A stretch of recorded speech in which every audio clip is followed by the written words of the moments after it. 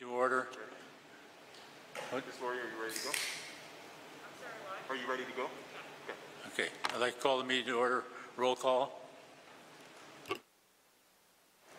Mrs. Allen? Here. Mrs. Conquest? Here. Mrs. Fisher? Here. Mr. Karczewski? Here. Mr. Skorzynski? Here. Mrs. Thompson? Here. Mr. Sartorius? Here. We do have a quorum. If you'll join me for the Pledge of Allegiance.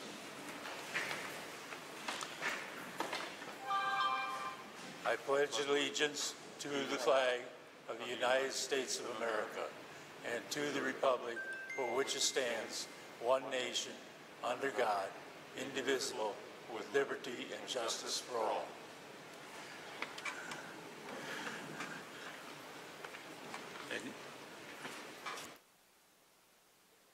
I need a motion to approve the agenda as printed. I'll make a motion to approve the agenda. Second.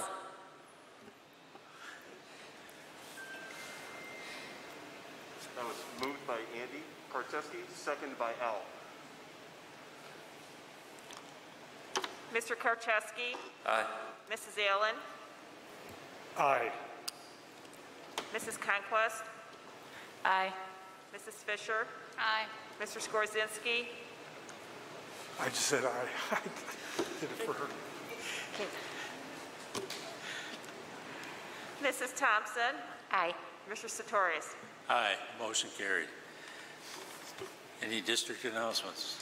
Sure. Well, good evening, everyone, and good evening to those that are following live on the live stream. Thank you to our tech department for getting this set up.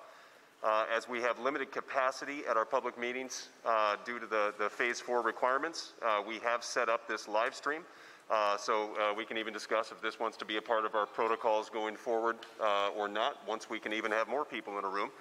But please be aware of hot mic situations, everyone. We don't want a hot mic situation. And if you are following along online, we apologize if we have any technical difficulties. This is our first live run at streaming this live, so we hope that people are able to still follow along with the discussions at the board level. But aside from that, as everyone knows, we are quickly approaching the start of our school year. Technically, our school year started today with staff. Today was the first day back with staff, and it was great to see the number of cars and people that were back in our buildings preparing for the school year. As you know, later in the agenda, we will have plenty of updates about our continued work to reopen our schools safely and with as successful of a program as possible. But for now, to all of our staff out there, I would like to say welcome back. It is great to see you back in our buildings preparing for our students. And we will have much more to share as we proceed later in the meeting.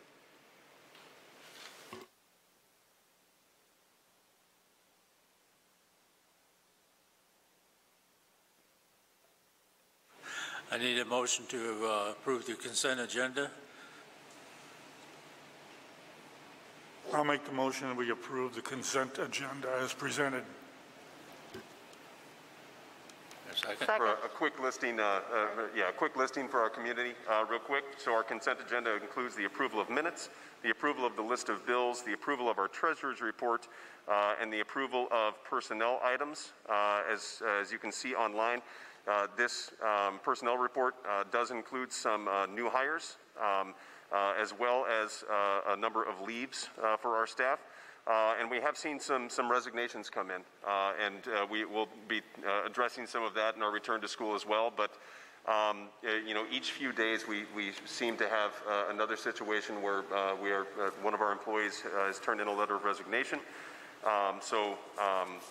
We will get to staffing a little bit later, but yes, we have. I think it's about 10 new hires here for you to approve. I have a question real fast on the personnel items. These full-time substitutes, were they posted somewhere else besides today? Because aren't there? So I'll address that. So yes, we if you recall, we discussed adding permanent subs to our buildings. We originally talked about one, and then later, or earlier this summer, I said that I was recommending 2 permanent subs at each of our buildings. Substitutes don't normally go through our personnel reports. You know, they are temporary employees. They come in and they fill out paperwork with Lori once they get approved by the regional office. So we treated the permanent subs the same way, where you know, the schools were authorized to work with the subs that had already developed a good presence in their building to, you know, basically see if they would like to, you know, commit to attending every day. These are at-will employees. They are not part of either of the associations. They do not, they're not eligible for benefits. So we treated them the same way as we have with other subs. As I shared with the board earlier today, we've had a couple of situations where we've actually offered full-time employment to one of the people that have been designated to be one of our permanent subs. So we still have, I believe, 4 permanent sub you know, positions available between those buildings. And I know the principals are working to try to accrue that. And so to help facilitate that process, we did post them today. And Ms. Lori, when we post position, when we say we post it, where does that go to? Yes, I did post it today.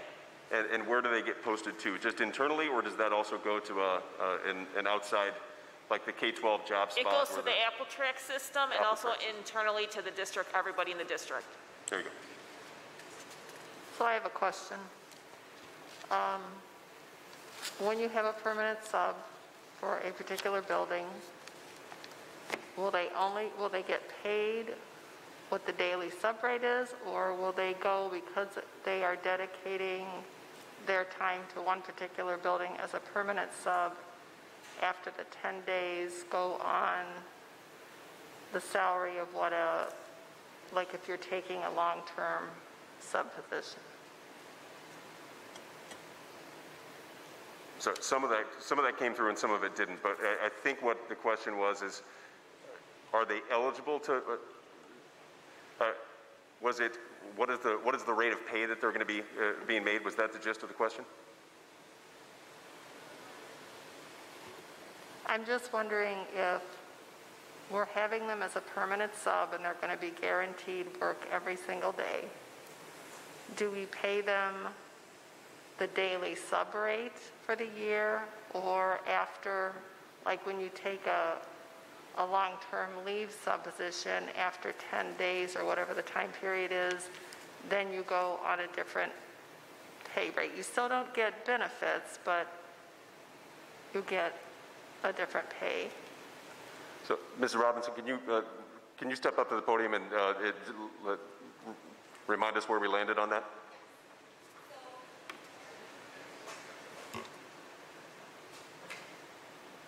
Am I on? So the permanent subs will receive $10 more than the regular sub rate. So our regular daily rate is $110. The permanent subs will receive $120. If one of those permanent subs are asked to fill a long-term spot, because that might happen, then after the 10 days subbing for the same teacher, they would move to that rate, which is the long-term rate, which is step 1 of the salary schedule. With the thought process being they're only at the 120, they're not doing the planning, they might be in a different assignment every day.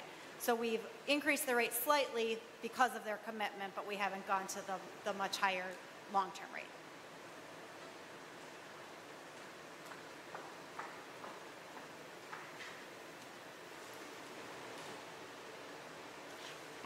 I also have a question. Are they also subbing for remote learning days? So are they carrying are the long-term, or are the permanent subs also doing any of the remote teaching or the e-learning? We envision those being utilized for the in-person instruction. I guess there could be a scenario where if we were fully staffed in person and one of the remote instructors had something come up that they needed to from the building, they could possibly facilitate the remote learning for that day. But honestly, we anticipate that we're going to need them plus many more for in-person substitutes throughout the school year.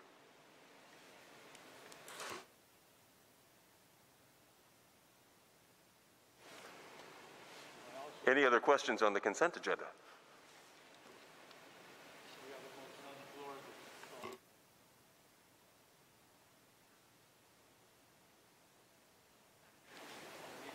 I'll second.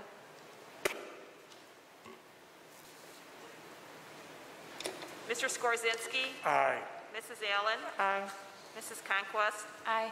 Mrs. Fisher? Aye. Mr. Korczewski? Aye. Mrs. Thompson? Aye. Mr. Sartorius?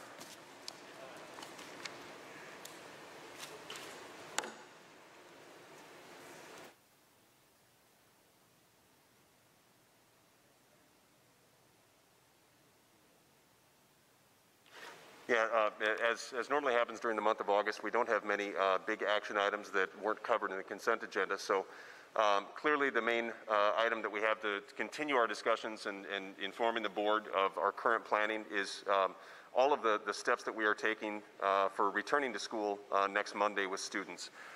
So as we've done over the past few meetings, I'm going to ask some of the administrators to basically share with the board the latest work that's going on in their area. Clearly, the board has the opportunity to ask any questions of our staff. As you can see, now that we're back in person, we have many of the building administrators that are here as well. If you have any questions you'd like to direct towards our school buildings.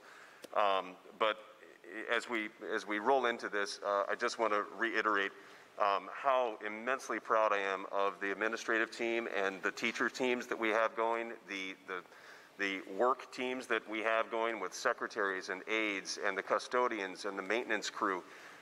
Everyone is really just giving 200% effort throughout this summer as the state changes guidance on us on an almost weekly basis, which changes both school schedules. It changes the logistics of what's going on in school buildings. It changes how we have to sanitize things. So everyone has been so incredibly adaptive and agile in being able to change plans on the fly. I think the phrase that we used earlier this year was we're kind of building the plane while we're flying it as we do this. So I will start on the operations side. Mrs. Robinson, I don't know if you want to talk about what's going on in the various worlds, but I see Mr. Searle here Mr. Searle is here as well. So however you guys want to start off the operations side.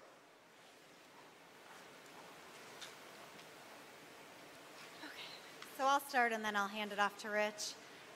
In regards to transportation, I spoke with our director, Kathy Haas, this morning. All of our new buses were delivered last week, so we are all set with the new buses. And we are in very good shape in regards to drivers. So Transportation Department has figured out all of the routes. They're following the guidelines of less than 50 students per bus. But actually at this point, we're well under 50 to give us some flexibility. The highest amount of students we even have at this point is 43 on a bus. All of the buses will be sanitized after each route, so that's 4 times per day.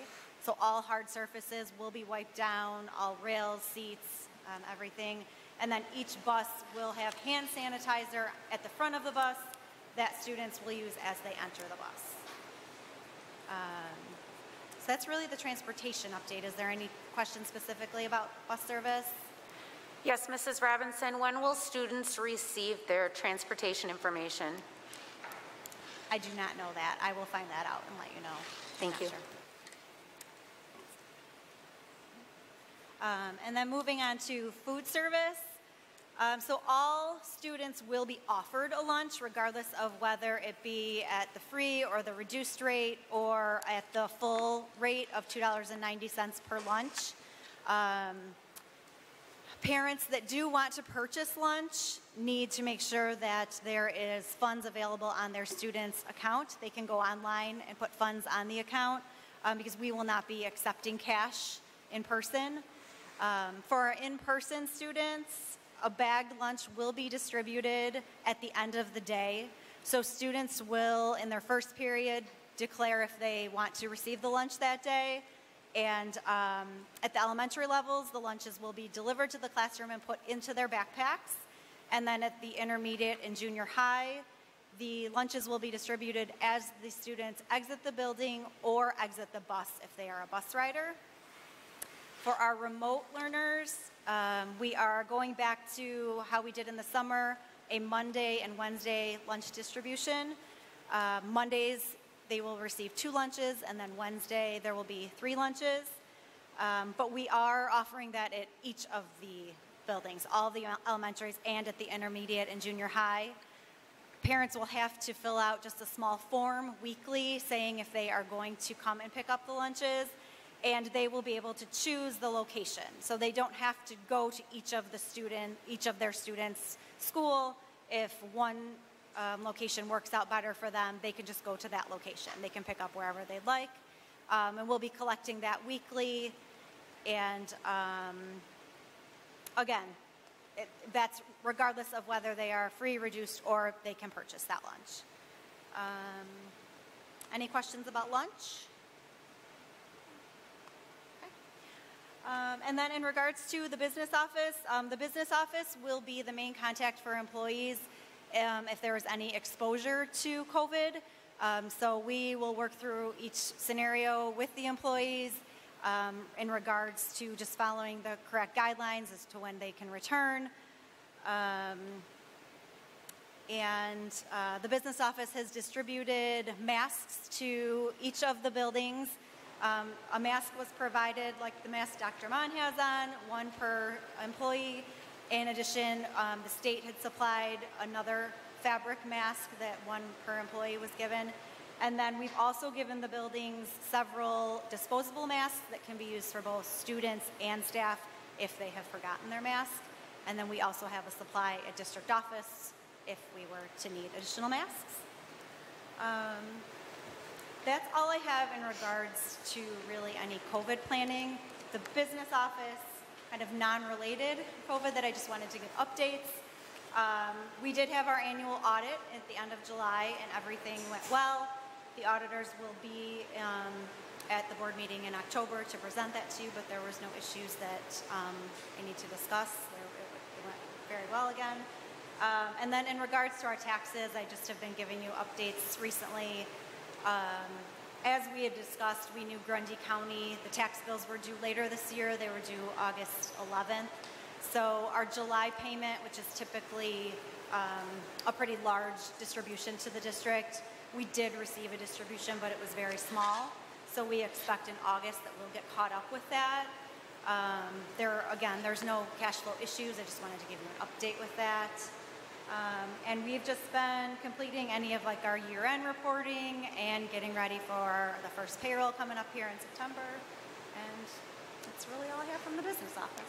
I have to go back to COVID planning. Oh, When sure. you spoke of COVID planning. What is the emergency response from an operations perspective of notification to parents? What is your thought process of planning? In regards to if a District-wide, is that from an operations perspective, is that in your department or is that something we'll address with Dr. Mon? Yes, Dr. Mon will do all the communications. Okay, great, thank you. Yeah. I have a question. Ms. Robinson.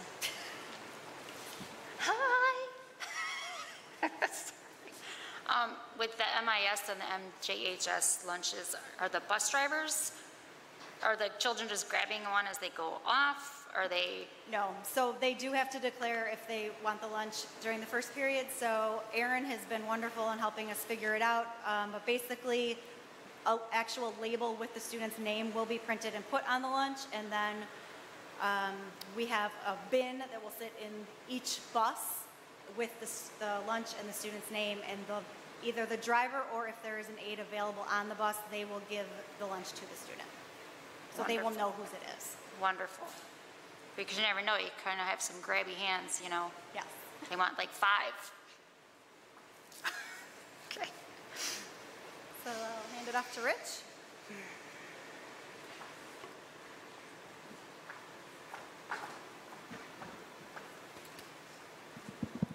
Well, good evening, everyone. I'd like to provide you a brief update on the progress of the Buildings and Grounds Department. Our custodial staff has been extremely busy. We've wrapped up all of the floor and cleaning projects. We've completed 10 weeks of online custodial training. That's independent training they've done as they've had time. Our custodial staff has completed specific training relating to how we're going to move forward with our day-to-day operations. That includes both cleaning and sanitizing of all buildings. Our custodial staff has received training on the use of our new chemicals and our new equipment. One example I brought with me tonight, so basically we're going to use this overdeveloped paint sprayer, even though it's pretty much what it is. And it's got specific tips on it and specific amount of speed that comes out of it, but it allows us to effectively and safely dispense, some of the best sanitizers that we can purchase. It does it in such a way that it speeds things up to a point that we think, to be able to keep pace with the day. And that was our largest concern, was number one, not utilizing so much chemical, because when you spray things individually, you use massive amounts of chemical, and you wipe it and you get very little effective rate. So with this gun, it gets a large effective rate very quickly, and it uses a very small amount. So it's kind of best, for everything. It's best for us in terms of chemical use. It's best for the students and the staff because we're not using so much. It basically works, and I'll just do it quickly here so you guys can see it, but it works just like a spray gun. Hardly feel it or see it. It's pretty much, fairly fine. About 50 thousandths is what it's coming out at, which gives us a chance to dispense large swaths at a time. We could do a typical room in about 6 minutes if we had to, which it's quite a little tool that we need at this time. We just need it desperately. As far as the maintenance crew, they've been very busy as well. The maintenance department has completed a number of plexiglass shields. I think you guys have probably been in the buildings, but there are sheets of plexiglass pretty much shrouding every entrance as you come in there by the main offices. The building principals and I have eliminated many flat surfaces as possible. You can see behind you, this is what the result of that looks like, except for this is a very small portion. And the purpose of that was to save chemical, and it was also to save surfaces that the coronavirus can basically attach to. We've added bottle fill fixtures to all of our existing drinking fountains, which was a major undertaking, some of them being very, very old.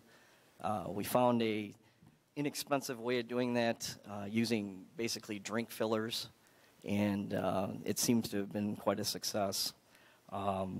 We finished completing all the exhaust fans in every school, so we've got pretty much as much exhaust as we possibly can, so we're ready in that term. We have also had contractors finish the roof that I talked to you about at the last meeting at the junior high. That's been completed.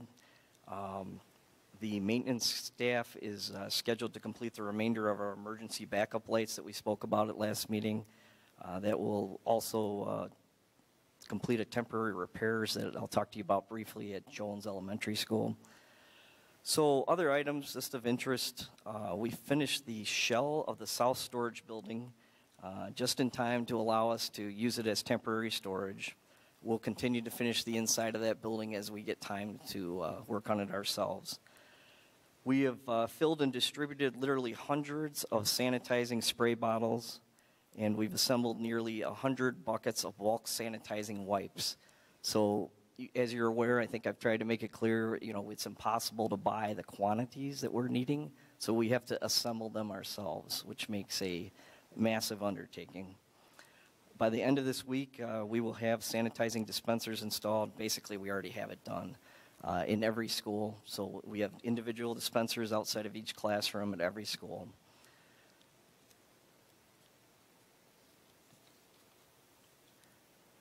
We've also met with our architects and engineers regarding the floor cracking that I talked to you briefly about last week at Jones Elementary.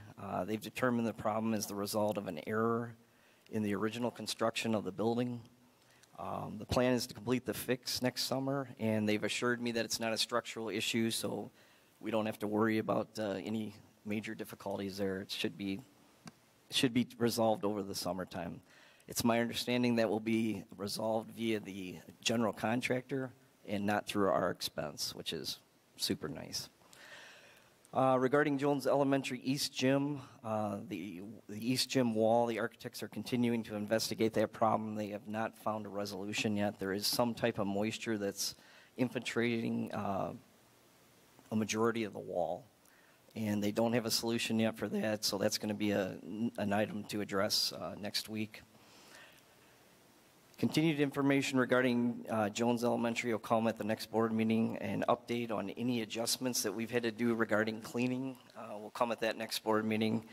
And any update we have on the status of the boiler at the junior high, which we're still in the process of trying to work out. And that's pretty much it from my end. Any questions I can help answer? Go ahead. Sorry, just a couple of questions for you.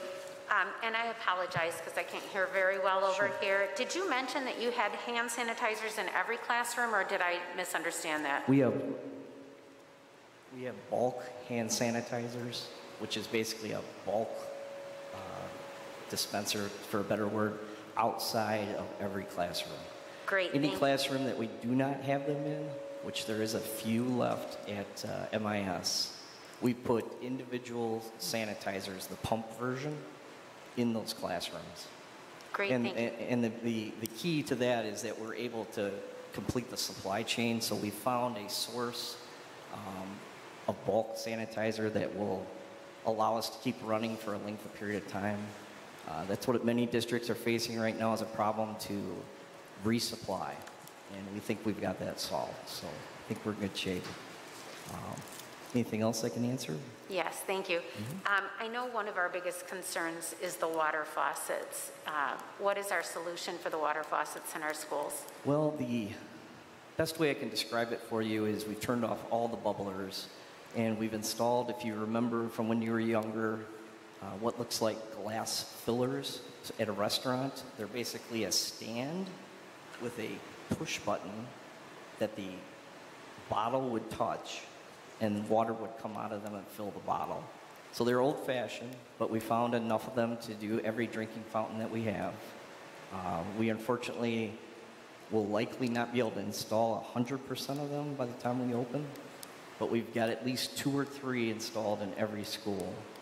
If they're not installed, it's because they already have bottle fill stations available. So that's our format for water right now, and we think it'll be sufficient. Great, thank you. Lastly, what chemicals are we using in that sprayer? You know, we have a lot of our students who have allergies, so I know a lot of parents are going to be requesting what we're spraying. For sure, for sure. So this sprayer is just one of the 2 sprayers that we'll be using, but the main chemical that we're going to use is called Vital Ox, or Vital Oxide, and it's a 000 rated chemical, so it's basically safe for any use around any child, anywhere. It's the main chemical used to sanitize hospitals, and we were able to buy it in bulk. It doesn't irritate your skin. It won't irritate your throat, so we can spray that during the day if we need to. I mean, I'm not trying to imply we're going to spray a lot around kids, but if we had to, we can. It's the most successful sanitizer that's on the market. It has the longest duration of use. It's been out there for years and years. It also is the only one that we're able to get that has an actual COVID kill claim. So we're able to kill the COVID within just the moment we put it on. Our other sanitizers that we use are still good. They still kill COVID, but they have a delay to them. So we have a dwell time that we have to use on those sanitizers. Makes it challenging when there's children around, when you have a dwell time, because you have to basically hold the kids away from whatever you're sanitizing. So with something like this, we speed that up. It dries extremely fast because of how fine it puts it out, and it has absolutely no dwell time when we run Vital Ox through this. So we're going to stick to Vital Ox while the kids are there, and when they leave to go home, we will probably convert back to our typical cleaner, which is basically called the Vindicator, and it's a Hilliard cleaner that's in literally thousands and thousands of schools. It's kind of school specific, and that's our main sanitizer. The Vital Ox is something we added just to add a layer of safety for the children and for the faculty. And is that our day-to-day planning? And if so, if we do find a COVID case, do we have an electrostatic cleaning, or do we have a plan in the event that we do have an outbreak? So, my understanding in the event of an outbreak is based on the governor's order, that room is closed for 24 hours. We're going to clean that handle as we lock it and walk out. And it sits for 24 hours. Then we come in, we have 2 electrostatic spray guns. I kind of was hesitant to bring it into this room. It does look a little, a little scary looking. It produces a very fine electrostatic spray. We have 2 backpack models, and they can literally sanitize a room in, 4 or 5 minutes, 100%. And it's hospital kind of thing. That's what a hospital would use. We were fortunate enough to get 2 of them, so we kind of will have to be very careful. They are a little dangerous. They do produce a pretty good amount of electricity when they send out the chemical, which makes them effective. But we feel like we've got that thought out in terms of how we're going to do it. We've trained everybody. Everybody knows what their roles are, how far to go, and then when to stop. So we think we have a good plan. We want to thank you for everything you've done to prepare our students and our teachers for safety. Thank you very much. Thank you. Appreciate it. Any other questions? I have a question for you. Do you plan to bring in the evening janitor to help the day janitor, like halfway throughout the day, or do you still have your morning janitor, like your day janitor, still doing all of this during the day? So what we've done is with the help of the business department and Dr. Munn, we have added basically a floater or a kind of a substitute. So those are people that would be typically less than 30 hours or right at 30 hours. And we're going to install that person at about a 2-hour deficit of the first person that comes in. So basically 2 hours will elapse, that next person will come in. That floater will be assigned, or that substitute will be assigned to just sanitizing bathrooms. That's their goal. They rotate bathrooms and they rotate drinking fountains. We kind of have a different role for that day person because there's no preparation for food on our part. So that person's also going to be doing high touch points the whole time he's there, or she's there. And that will kind of roll into when the kids leave. That'll be a rotation that will never stop until they leave. And then when they leave, our plan is basically to get after all the bathrooms, try to get them finished as quick as we can, and then go to flat surfaces throughout the district. And that's pretty much what's going to happen throughout the night. So that second shift group is going to stay the same in quantity, whether it's 2 or 3. And they will come in and just do flat surfaces. There's other issues that are going to come up, like carpeting and different things like that. But again, with these guns and the electrostatic gun, we're able to sanitize carpeting in minutes. We don't like to do it because there's a buildup to it. And carpeting is just not a great thing with COVID. It just doesn't match well. But in those cases where we do have to use carpeting, we have a tool to make it safe. So we've been prepared. Wonderful. All right, yes, thank you. Any other questions? All good? Thank you, Mr. Searle. Appreciate and as always, please convey our appreciation to the custodians and the maintenance crew, because we know how much time and effort they've been putting in. We see it every day. Thank you. Thanks so much. Mrs. Staub, would you like to come up and discuss your areas, please?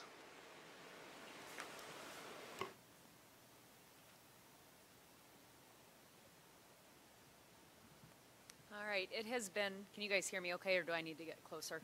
A little bit closer. Okay. It has been a very busy few months in the Department of Student Services. We have been working this week, last week. Our case managers started contacting our families to create individual learning plans, knowing that our day-to-day environment has changed, no matter if you're in person or if you're in remote learning. Our students' day-to-day plans are not going to look the exact same. Their goals might not be able to be addressed as they were previously. So we have our IEPs that are still our governing document for all of our students with special education services, or our 504 plans that are still our governing document. But we know that we need to communicate and collaborate with families to say, what is this plan that we're going to address with our students during this temporary time?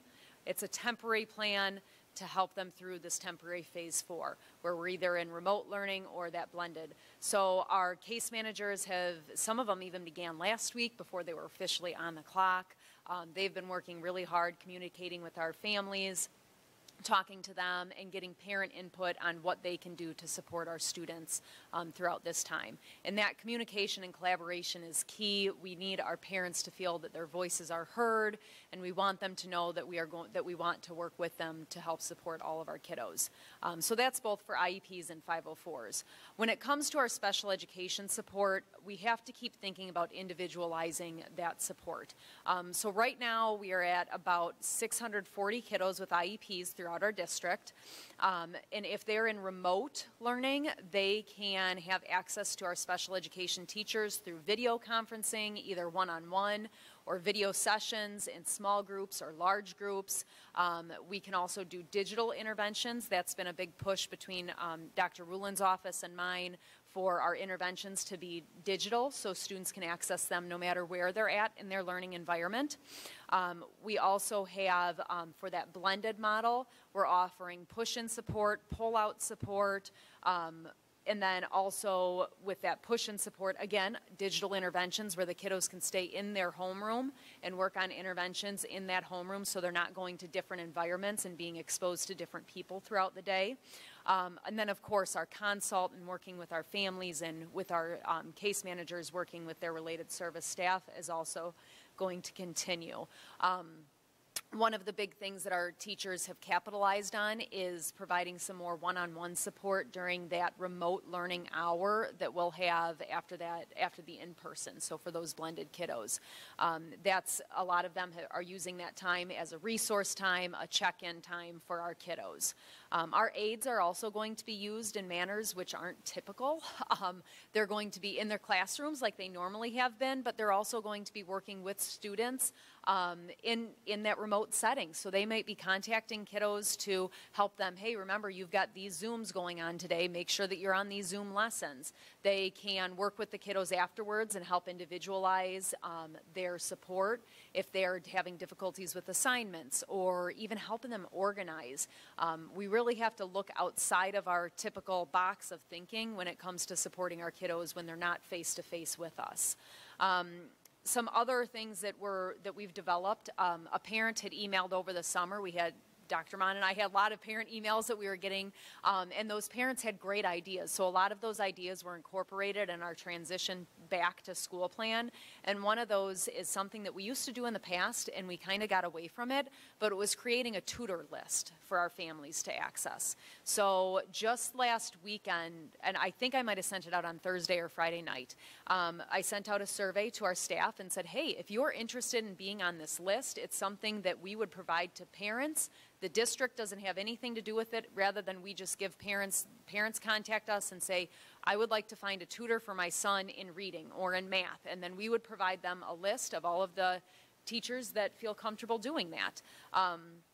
We've already had 25 teachers just this morning when I logged in. So over the weekend, we had 25 teachers sign up to be on that tutor list, which I think is amazing. Our teachers are definitely wanting to give back. And as Dr. Mon said, it hasn't just been the administrative staff or the district office staff. We've had our teachers, we've had aides, we've had our related service providers they've been working hard all summer long, helping to create some of these great plans. Some of the other programs that we have in our district, so the Grundy County Special Education Cooperative programs are being housed in our district. We have classrooms here at the primary center, the elementary up at Walnut Trails. We have a classroom at the intermediate and a classroom at the junior high. Those programs will start the same day that we do, but they are going to be in remote learning through September 8th, where they're planning to return to person on September 8th. When they're in our buildings, they'll follow our same schedules and procedures that we're following through our guidance document that we posted on our website. Our MTSS groups and our ELL groups, again, they've been working all summer, figuring out how they're going to help support their specific areas. So we're going to continue to support those kiddos, and again, going back to that communication and collaboration, we have to focus on prioritizing our students' needs and how we are going to best meet their needs. What do they need right now? What needs are the most important? So that's something that our staff is doing together, as well as communicating and collaboration there. So our Tier 2 services will continue.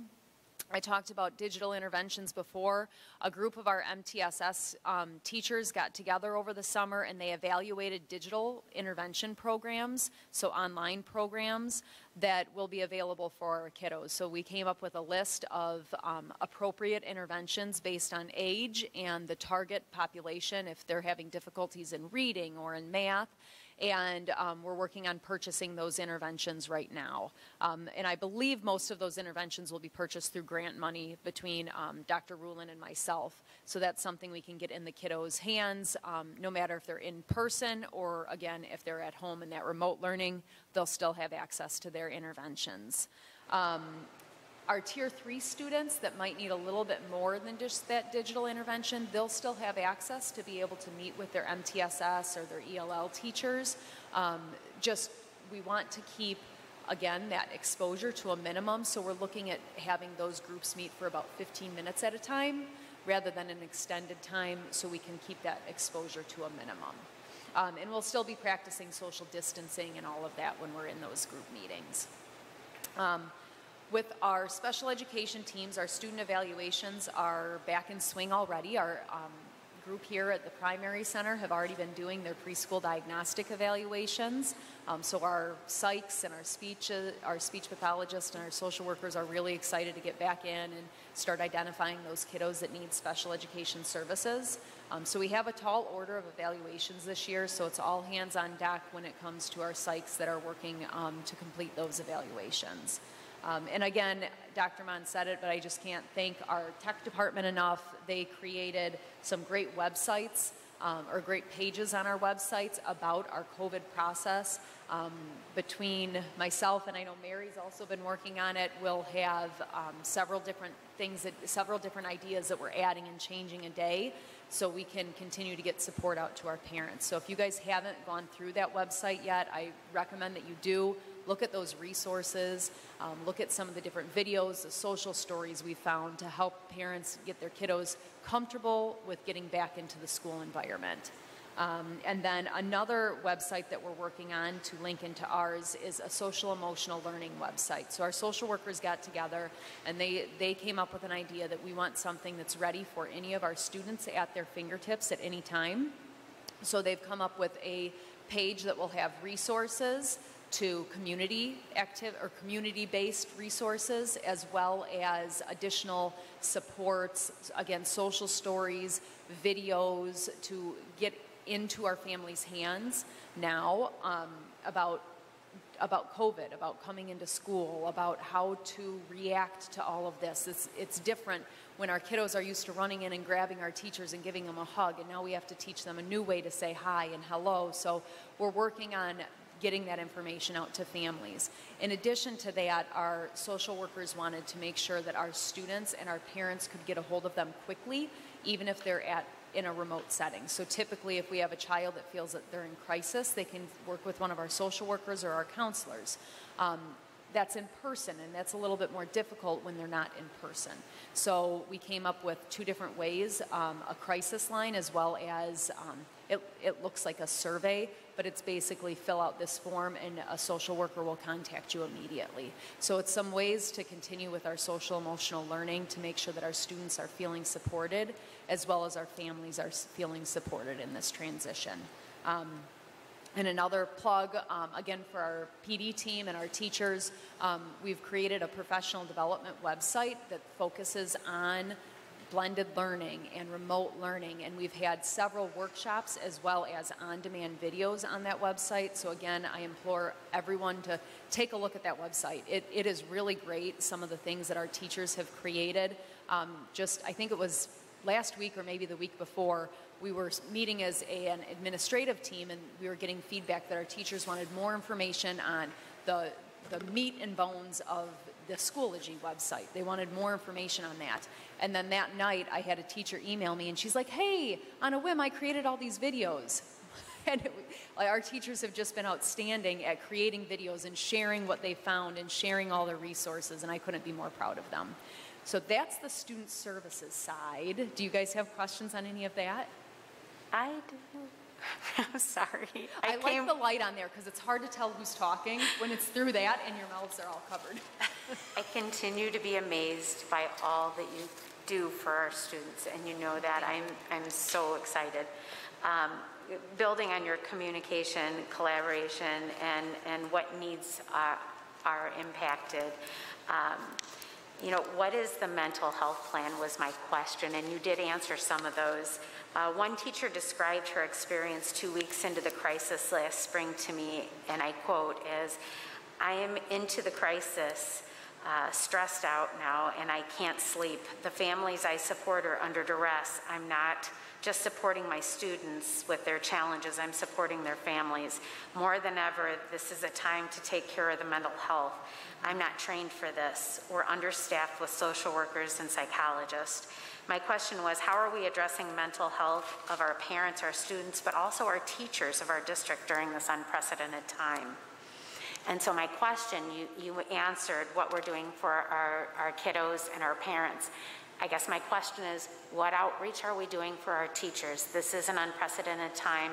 A lot of them are very stressed out, very impacted by this new world that they're not accustomed to teaching with, and we have all this plethora of resources for our community members, our students, and our families, but we have one little missing element, and that's the biggest part of it all, and that's these teachers that are doing all of these things that they're not accustomed to.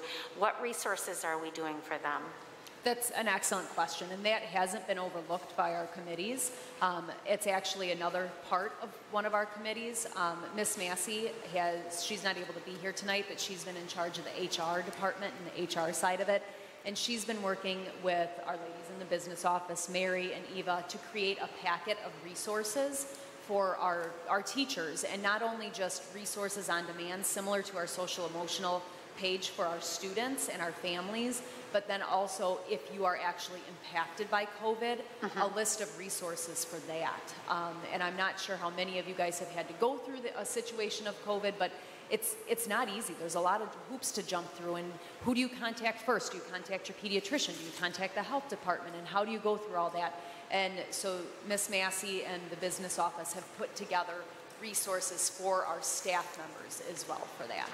Yeah, I think that more so what I'm looking at is these teachers are having to help these families, and they're having to do some of the work of the social worker that they're not prepared for, and they feel almost undereducated and caught off guard by this. And so I'm looking to see what they have as some resources for them. So I'm really glad to see that you've already addressed some of those things. But I like it that there's some resources that they can touch base for, because some of them, they were at that cracking level at the end of last spring. And it's nice to see that there's some resources out there for them. So please give my thanks to her and her team as well. Thank you. Certainly. And in addition to just supporting our staff and their mental health, our social workers have also created I guess you could say kind of like a warehouse of social emotional additional supplemental materials. So we have our social emotional program throughout all of the grade levels. It's called Second Step. But our social workers have found resources to utilize in addition to that can help the teachers not only address what's in our social emotional curriculum, but how to tie COVID into that as well, which is really difficult. It's not easy. And again, I could not be more proud of our social workers and our psychs that have worked all summer long on those activities. Thanks again. Other questions?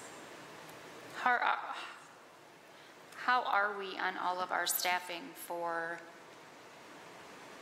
the special ed side? So all of our positions are currently filled. We did have to contract for one of our school psychologist positions. We have a leave right now that Ms. Miller and I are working to fill for a speech-language pathologist, but we had a lot of really promising interviews today. Okay, other than that, everything is, because I think I've noticed what we've got, I think, didn't we filled our social worker sides, right? Because I think I saw 3 of those. All of our social workers are full right now. The social workers that you guys had tonight were our social work interns. So that's a new program that we started, and I actually kind of forgot about that within all of the mess of COVID. But we decided to bring on some social work interns, which we've done in the past, but we've made it a more substantial program this year, where we're actually paying our social work interns to work with our staff and our students. So it's a program that we're hoping will also help increase our potential to recruit more social workers and staff in the future. Okay, good. Again, thank you. Any other questions on the student services side? All right. I'll flip my page over and we'll talk about health and wellness then. So our health and wellness department, my list is a little bit shorter, but that does not mean that it is less substantial. The group that has been working on this is not only our nursing staff as well as our administrators and teachers within our building, but we've also had community members, including one of our board members, assist us in developing some of our plans here. As Dr. Mon said, one of the difficulties with this plan is that it seems like every week CDC, IDPH, ISB, somebody is changing something on us. So right now, what we're doing is reviewing our currently written plans that are posted on our website and seeing if there's any updates that we need to make. There's not any major updates. It's some minor things with timelines, 24 hours to 72 hours and stuff like that. So that's stuff that we're working on reviewing, and once we have a determination of changes, then that will be shared with the community as well. We've been working on securing PPE for all of our staff and students. As Mary said, we have masks, we have gloves, we've purchased face shields for our nursing staff. So if you are doing a screening of somebody that you believe to have COVID, you need to have on an N95 mask, gloves, a gown, and face shields. So we have purchased all of that for our students. Some of that is still delayed coming in, but we feel set to start the year, and then we'll have more supplies coming in within the upcoming weeks. We are also reviewing those practices and procedures. They've all been shared out with our administrative teams, and then throughout this week, our nurses are reaching out to the staff in their specific building to kind of go over the changes in the health protocols within the buildings. So that's something that I know it's different, and again, we want our staff to feel comfortable with that. So if our staff have questions, we're going to invite them to come talk to the administrators, talk to the nursing staff within the buildings as well. As Mary said, they're working on tracking and monitoring any staff or employees that have tested positive or have been exposed. And at the school side, we're also tracking, monitoring, and then creating means to communicate with our local health departments if we have students. And sometimes those overlap, because, like, some families are like me, that I work here and then I also have children that go to the district. So if somebody in my household comes down with COVID, then we have to make sure that we address the employee side of it as well as the student side. And again, going back to that communication and collaboration, that's all communicated and collaborated between the district office and the building administrators. So we're working all of that out and making sure that we have a seamless plan there. And then we've also provided some additional training for our staff just on COVID specific needs, and that has been released, I guess you could say, in our training videos that we have, our training platform that we have for all of our staff. So even, like I said, even though that list is shorter, this list seems to take a lot more of my time because there's a lot of focus on what we need to do to make sure that our environments are safe and healthy for all of our staff and our students. Questions on that side of things? I have a question for you. So, say there is a COVID case in a school building. Who is the one with that child? Are you guys having the nurse with that child? Are you having upper administration with that child? Are you having a teacher? if a child has symptoms, they'll first be screened by the nurse, and then each of our buildings have an isolation room that we would utilize to hold that child, where the child would be supervised. And now that may vary depending on the time of day. It may be the nurse, it may be an administrator, it may be a related service provider or one of our parapros that would supervise that room until the parents are able to come and pick that child up. Okay. So the child will be supervised at all times. Who's doing the supervision may depend on the time of day and what's going on within the building. Okay, yeah, because my concern was if it's a nurse supervising them, then who's tending to the child who Exactly. might have to have an insulin shot, Yes. or might have to have something else. So that's why I was kind of wondering who would be supervising but we're not going to have COVID, so not that we need to, we're just preparing just to prepare. So, We are. thanks. Is there a health assessment? Pardon me? Is there a morning health assessment? Yes, so again, credit to our technology crew. They have created an extension to our app. Is that how you would explain it, Aaron? Oh, okay, a website. So that you can access through your phone, and Aaron has had us trial it. So it'll be a self-screening or a self-certified process that all of our students will need to complete each morning. Our staff will be required to complete it as well, but they will not do it through this app. They'll just do it on their own. The students or parents will self-certify that with this list of symptoms, they do not have any of those symptoms or have been in the vicinity of somebody that has had COVID. I believe have recently traveled out of the country is the other checkbox. And then from there, they'll complete that. It'll go as an upload to our Power School system, and at certain times of the day, so for the intermediate junior high campus and then the elementary schools, there'll be a report provided to our nursing staff so they can see, has everybody completed the self-certification or not, and then they'll follow up with those that may not have completed it. What happens if they don't do it? Then our nurses will go and complete that screening process immediately. And what happens if there's a power outage or if data is down and it doesn't happen? That is a good question. Aaron and I can troubleshoot that. Okay. I would assume if power is down, we might not be in school, but... But you know what, Yes. there's always data connection problems. Yeah. There's things that happen. So that Yeah. I just wondered what was the... And we will also have paper-based copies of that available at each school in case a parent cannot do the online version. So for example, Shanahan on their website says if you don't do this and you're a bus rider, by the third time you're not eligible to ride the bus anymore, just as an example. So that's Okay. why I was wondering. We haven't thought of disciplinary action. We thought more of working with our families. I know like some of our secretaries have talked about shifting their schedule to come in earlier, and if we have families that we know are not doing it, we'll call them, hey, have you done it yet?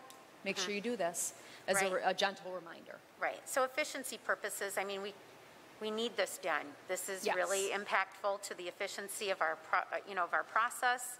We have to have, something for non-compliance. We have way too many people to not have them certify, and we all know as busy moms, we have trouble with people packing lunches. So it's going to be very hard. Yes. Plus we have moms that, get on the bus. I know, you say you have a fever. I don't have time. Just get on the bus. I was one of them. Go to school. Then the nurse calls you later. I'm sorry, he has 101 fever. Yep, I should have checked.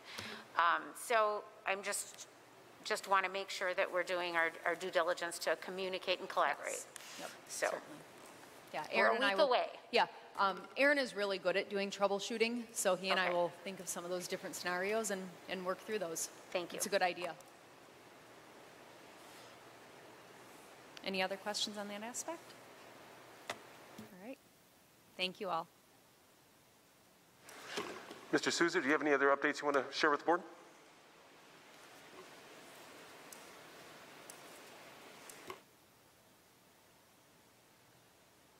Good evening. We could talk about a lot of things, but I'll just kind of go quick. So you're probably asking about where we at with all the K4 one-to-one distribution stuff. So what we did is we prioritized all the remote learners so when they go to their school's designated remote learner supply pickup day, most likely Thursday, Friday, they'll be issued their device there or then. For 2nd to 4th grade, they'll be getting a Chromebook essentially maybe the first day or at least definitely the first week of school for 2 through 4 Chromebooks for at-school students. iPads, we're still waiting on the delivery, so the iPads for at-school students are kind of just on hold at the moment to see when the big shipment actually arrives. Once it arrives, then we're going to be going like a hurricane to get them labeled, inventoried, and deployed to all of our K-1 at-school kids. You know, everything we've ordered has been pushed back weeks upon weeks, so we're doing everything we can to kind of get the start of the school year moving as fast as we can. Where I'm still hopeful for iPads K-1 at school kids to be like second week of school or basically, you know, September 1, September 2. That's still within a possibility. We'll see. And then just quickly on one thing that we've done this year that I'm excited about is with kindergarten through 2nd grade, their priority application that students, parents, and teachers will kind of run or start with is called Seesaw. Your kids or friends and kids might have used it last year, so we purchased district-wide K2 Seesaw, and that'll be like the primary application for all the remote learning and just communication to parents, even if you're an at-school kid. And that, I think, will help simplify a lot of especially the primary kids, like K2, what apps do we need to know, so things will kind of funnel through Seesaw. We've had 3 different trainings from Seesaw themselves for all the teachers. Our staff who have already been using it for years, some of them have already put on their own kind of on the side professional development for our teachers. So we have our teachers training our own teachers on a product that they've already used back in spring and before. So it's really kind of a nice project, we think, with that. I can go on with other random things. One thing about the bus question that came up, you can go to busstop.mintoone.org, and we finally got that working just the other day. So parents could see, they type in like your address or your birth date and your phone number, and it'll tell you what time the bus will come by, assuming you're an at-school bus kid. Can you say that again, please? Yeah, busstop.min201.org. You can pull it up on your phone if you want. Said it fast again. min201.org. Sorry, I gloss over that part sometimes. The other thing, if you're curious on your phone or something, it's right now it's covid.min201.org to see where we're at with the self-certification app. Seems like it's going to work out pretty good. You can supply or register, whatever the terminology is, 2 kids at a time.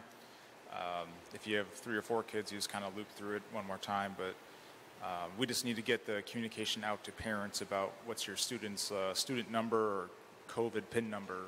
So that we haven't done yet, but it's close. With that, I guess I will be quiet and take any questions.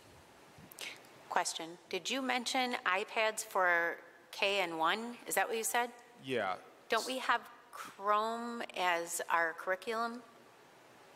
So our technology curriculum?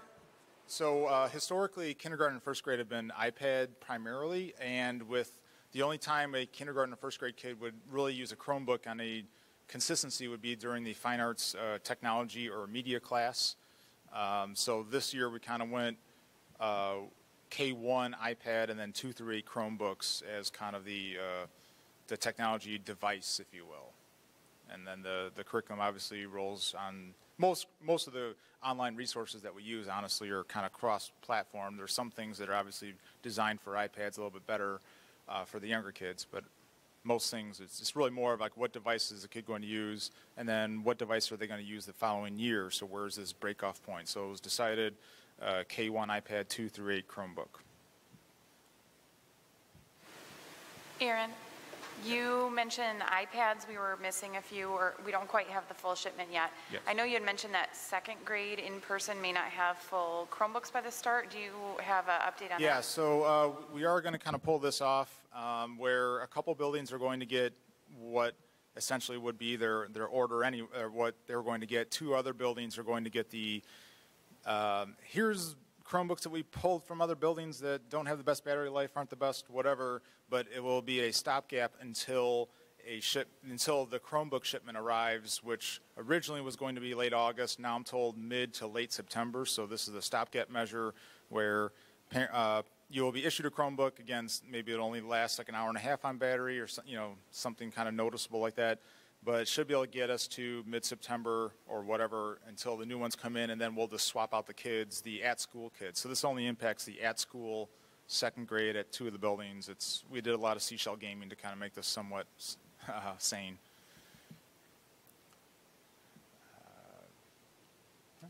Any other? Thank you very much, Mr. Sula. And again, like all the others, please convey our gratitude to your team.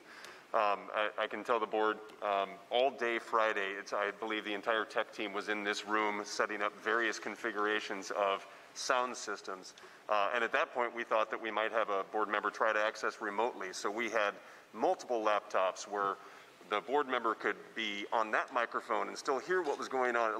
It was a great collaboration to get this set up in a fairly short amount of time.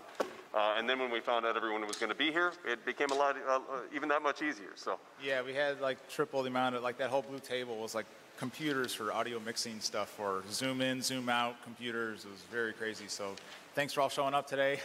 Made my life a lot easier on Friday. Again, I wanted to say one thing about the tech team. This year, more than ever, it's really becoming more and more of a village to kind of keep this place rolling from a technology support perspective. Scheduling, ed tech stuff, all the different website things that come up, obviously the devices and the curriculum, and being there with teachers to help out with new things, and we're always trying some other things. I hope next month to have some, hey, we got some other cool things working finally, which we're in like the last phases of testing. So I just want to kind of say thanks to the tech team, who probably not watching, but they really do a really nice job, and it's no longer a 1, 2, or 3 person show where you just kind of bulldoze here anymore. It requires everybody, and I'm thankful for the team we have here. So thank you very much. Dr. Rulin, you want to talk over the academic side of the plan, please?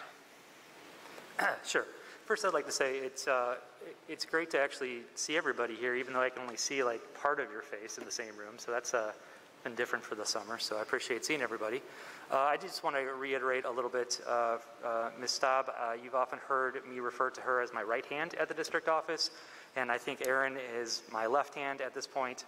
As he described quite modestly what the technology team has been doing, I can't help but reiterate and maybe even go a little bit further and describe that not only have they set things up like this, but I think his role, or what he attempts to do, is also bled over into the instructional side quite a bit. And he is, I think he's got a great view of what classroom instruction looks like. I think that helps. I think Holly helps him out a little bit with that too. But I appreciate that, and I think he has gone from learning about the instructional side of it and helping teachers out with that, and we've asked more and more of him as we've transitioned into this idea of remote and technology, and then even the professional development side that we've always seen Aaron do quite a good job with, especially his rap videos. But to ask even more of him and his team throughout this time, they have done a tremendous amount of job with a limited amount of people, so I appreciate that, Aaron, as well. A couple updates I'll give to you. So the last large update that we got from ISBE about remote instruction happened July 23rd. And since then, there's been additional changes that have happened. We released a remote instructional plan internally to staff after hearing some feedback from our teacher teams. We got a lot of additional feedback from a lot of people on that one, so we went back to the drawing board on that one, got more feedback, and then we're able to publish to our staff internally, and then also ultimately adding to our document for return to instruction with more detail about what that remote instructional piece would look like. So I'd like to hit some of the highlights with that. I have a couple other things I want to update you on, but I'm sure we'll come back to some questions on the remote side. So the remote instructional plan, as it looks currently, and again I say currently because as we know more, we learn more, we make adjustments, and I think that's going to be the motto of this year and this fall is making those adjustments to fine tune and make things better, especially after we get students in front of teachers and students in front of remote teachers, and we're going to make adjustments for the best that we can to our teaching staff and our students. So a few highlights from that document that's now embedded in the return to instruction on our district website. So remote learning will be approximately 5 hours of learning, and that's going to be a combination of instruction, practice, digital media, independent study, feedback, and also activities. One of the big concerns about that was our kindergarten, our youngest learners. If you recall, probably about a year ago at this time, we talked about an e-learning plan, which was to take place in the event of winter snow days, et cetera, or emergency days. And we talked about the need of our youngest learners being minimized about the amount of time they spent on devices and things like that. Well, the 5 hours is a requirement from the state of Illinois, but we want to assure everybody that that 5 hours does not mean sitting in front of a computer for 5 hours. In fact, for some of our youngest learners, computers may not be part of it at all. It is activity-based. There might be videos of your teachers talking to you, but it's primarily going to be a combination of instruction from my teacher. It's going to be an activity that I'm going to do that has no technology involved. It might be hearing a read aloud. It might be a variety of these other activities. I just want to reiterate that it does not mean that a kindergarten student or a first grade student is going to sit in front of a laptop for 5 hours a day. So I want to clarify some of that piece. So the instructional day will be a combination of synchronous and asynchronous teaching and learning. So if you're familiar with that terminology, the synchronous is the live, okay? There's opportunities for that live piece that may happen. And then the asynchronous is kind of at your own pace, or it's something that you can do at a later part of the day. We've tried to do our best to adjust for our community's differing needs as far as structure goes and timing. We know that some of our students may not be getting to this remote learning aspect until later in the evening with the help and support of parents. Sometimes our youngest learners are at a setting that their parents are not there. They're actually at an extended family, grandparents, sitters, daycare, things like that. So we want to make sure that they have the opportunity to learn, even if they can't do it from the hours of 9 to 2, that they have, again, opportunities to come back to that learning. So synchronous is opportunities where they would be able to actually, during that time, at some point, the teacher may have something set up for them to do a live lesson, a live feed where they can see each other, like the Zoom or a Hangout, developmentally appropriate for the age of the kids. But if they aren't able to attend that, those sessions would be recorded so that they would be able to see that at a later time as well. Synchronous instruction will be at a minimum of 5 to 10 hours per normal week. That's essentially 20 to 40% of that instructional time will be synchronous or synchronous opportunities. And again, if students aren't able to attend during that time, those opportunities will be available to them. It just will no longer be live. It'll be essentially the recorded version that they'll be able to see as well. If you were to average that out, it's essentially 1 to 2 hours a day or 5 to 10 hours a week of that synchronous opportunity. So some of the feedback that we had from last year when we went into this experiment of remote learning was our parents would like to have more time with their children with a teacher. You know, having that back and forth, seeing them even in person through the video chats. So we wanted to make sure that was included in our plan as well. I do want to reiterate that attendance is expected and recorded. So that means that these are counting as instructional days for students, even in the remote setting, that they are required to participate during this time. And that's a clarification from what we started off with last year. So this is different than the beginning of remote instruction from last year, but it is the same as how we ended. So again, it is an expectation that students will participate, but again, that participation might be synchronous or asynchronous. So again, if students would not be able to work through these remote learning activities or lessons until later in the evening, that still will count as attendance. They would be asked to go through and watch those videos if they couldn't do it at the time. Those traditional hours of essentially 9 to 2. If they weren't able to do it then, we're going to give them opportunities that throughout the night that they'd be able to do that when they have the support system in place to be able to do that. And again, they can work with their teachers on an individual basis if there's some adjustments that need to be made based on unique circumstances. The remote assignments will use the current Minooka 201 grading scale and practices. Again, that's different from last year. Even at the end of last year, when we went remote fully, We did not have that traditional grade that was attached to it. We essentially had a pass or incomplete. And that is not the case this year. We are starting to fall off as close to what traditional instruction would look like, but in a remote setting or appropriate to a remote setting, which means that these assignments and activities that may be assigned to students will also be graded, and it will turn into some form of final grade. Again, at our younger grades, we're still looking at the standards-based. At our older grades, it's going to be more of a traditional with standards included. The remote curriculum will closely resemble the major standards of the core curriculum of Minooka, including the use of similar district-approved learning materials, texts, and instructional technology. Teachers will post contact information and e-learning activities for students and parents in the school's learning management system, which has changed from last year.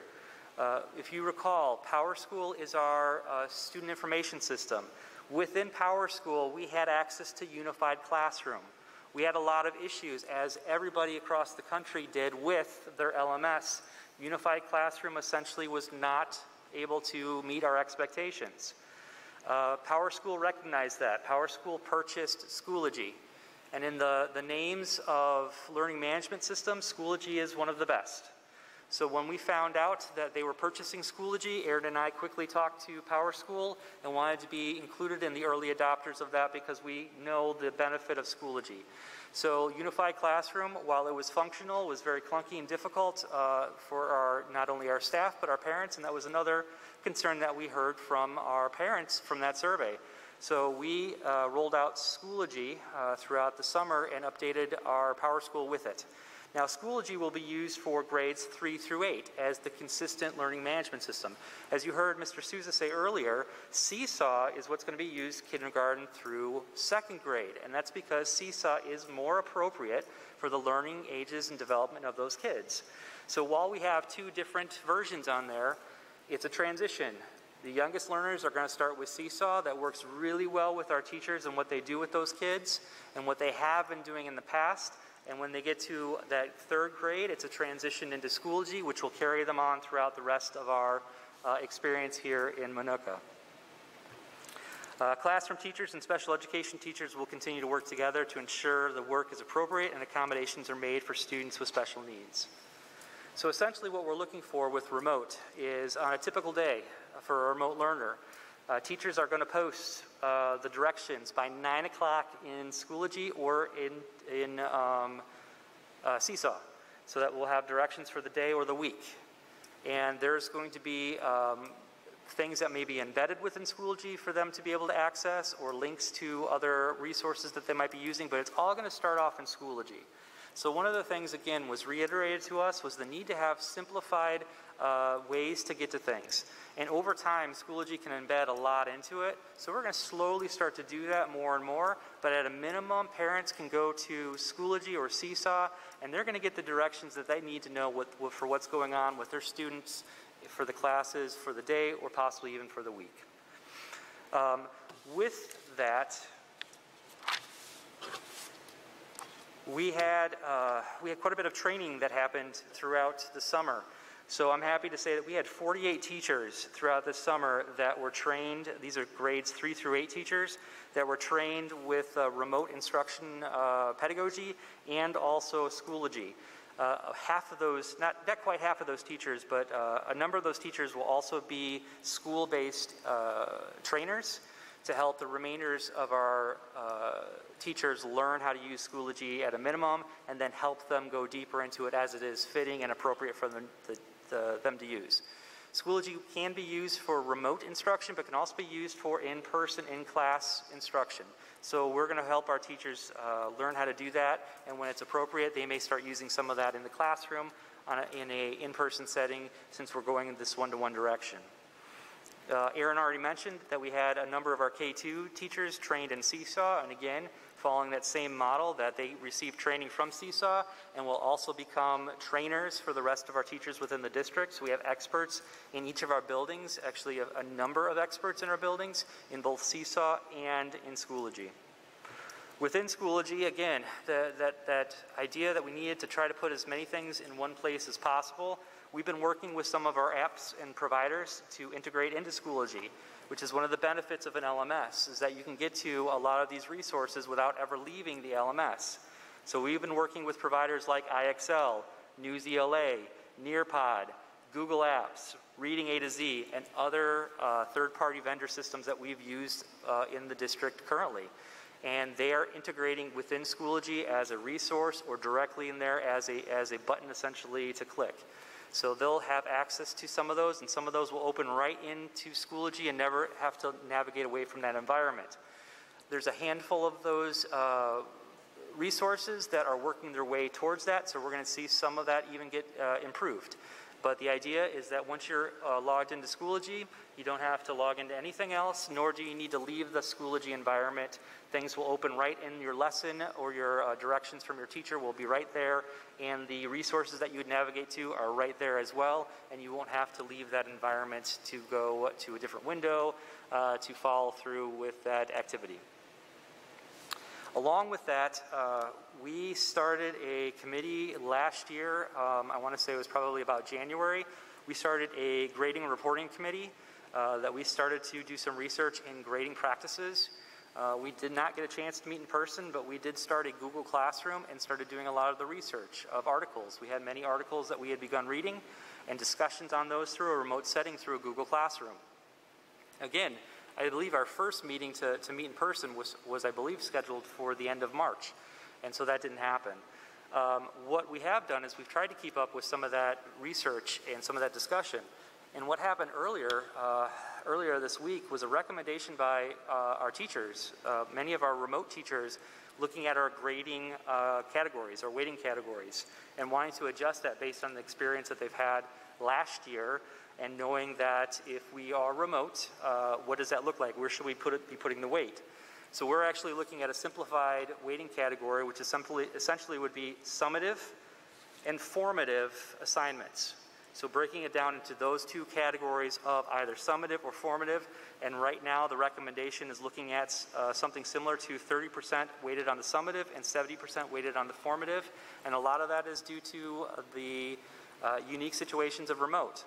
And we've had to plan for, with all of this, planning for the event that in some time that we may revert into phase 3 and have to go full remote in person, or full remote for the entire population. So we want to make sure that we've prepared for that as well. So as of right now, that recommendation from the teachers that were bringing it up to their administration has been passed along to the grading committee for them to review and weigh in on that. So we'll be getting their feedback here in the next few days. As of right now, there is a pretty unanimous, at last I checked, 100% were in favor of going this direction, but I want to make sure that we get everybody's opportunity there to respond who are part of that team. With that, I mean, that's essentially the big pieces that we're looking at right now, is that remote instruction. So again, I want to just reiterate that this is a nimble process. We have to be able to be flexible in this. And so as I talk about our plans for curriculum, I often say you plan things on paper, it looks great, but you don't really realize what it's like until you have students in front of you, and that's when you start to make those adjustments and decisions to change. We believe that we have a very good plan that is stepping off on the right foot for success, but again, as we get feedback from our teachers, our students, and our parents, I would expect that we're going to fine-tune and adjust this. So at this point, is there questions I may be able to answer or address? I have I'm sorry. I'm talking a lot. I'm so sorry. I have a couple. Is there a cutoff for that expected attendance? So I know, like you said, like they have until the evening, and then it's done, right? Obviously till midnight? Like that expected attendance. Do you know what I mean? Like the next day, then you're done. Like you missed, if you didn't turn it in that day, that's an unexcused absence. Yeah, again, it depends on the grade level of the child, but essentially that's a fairly accurate description. Some of our attendance, like with our youngest learner, it's not like a completion of an assignment. It is activities that they would be doing at home in which the parent would say, yes, they did do those activities, and it's a parent sign-off saying that they had done those, because not everything is going to be a paper-based turned in or a computer submitted form on Google Forms or something like that. So yes, the expectation would be during that normal instructional day. Now again, the hours are going to be different because of when parents are home or not. But it would be the expectation that that day prior to the next day would be the expectation that that activity had been completed, and the evidence for that completion will be determined by the teacher in advance. So they would be looking for that evidence prior to the next day. But again, there's special circumstances for everything, so that'll have to be worked out with the teacher if there's unique situations. Right, so I guess so my question is this, so we're not even having the parent like check in like with an email or something to say like so-and-so's here and then log out? No, we are not doing that. And the reason we're not doing that is because we are prepared to do this in both a synchronous and an asynchronous manner. So we did not have what other districts have done, which is, hey, at 9 o'clock you're going to log in and you're all going to say that you're here. We didn't approach it that way because we know in our population of students that many of them at 9 o'clock will not be at their homes. They're going to be at a grandparent's house, or they're going to be at a sitter's. They're going to be at some place that they may not have access to the normal technology that they have in their home.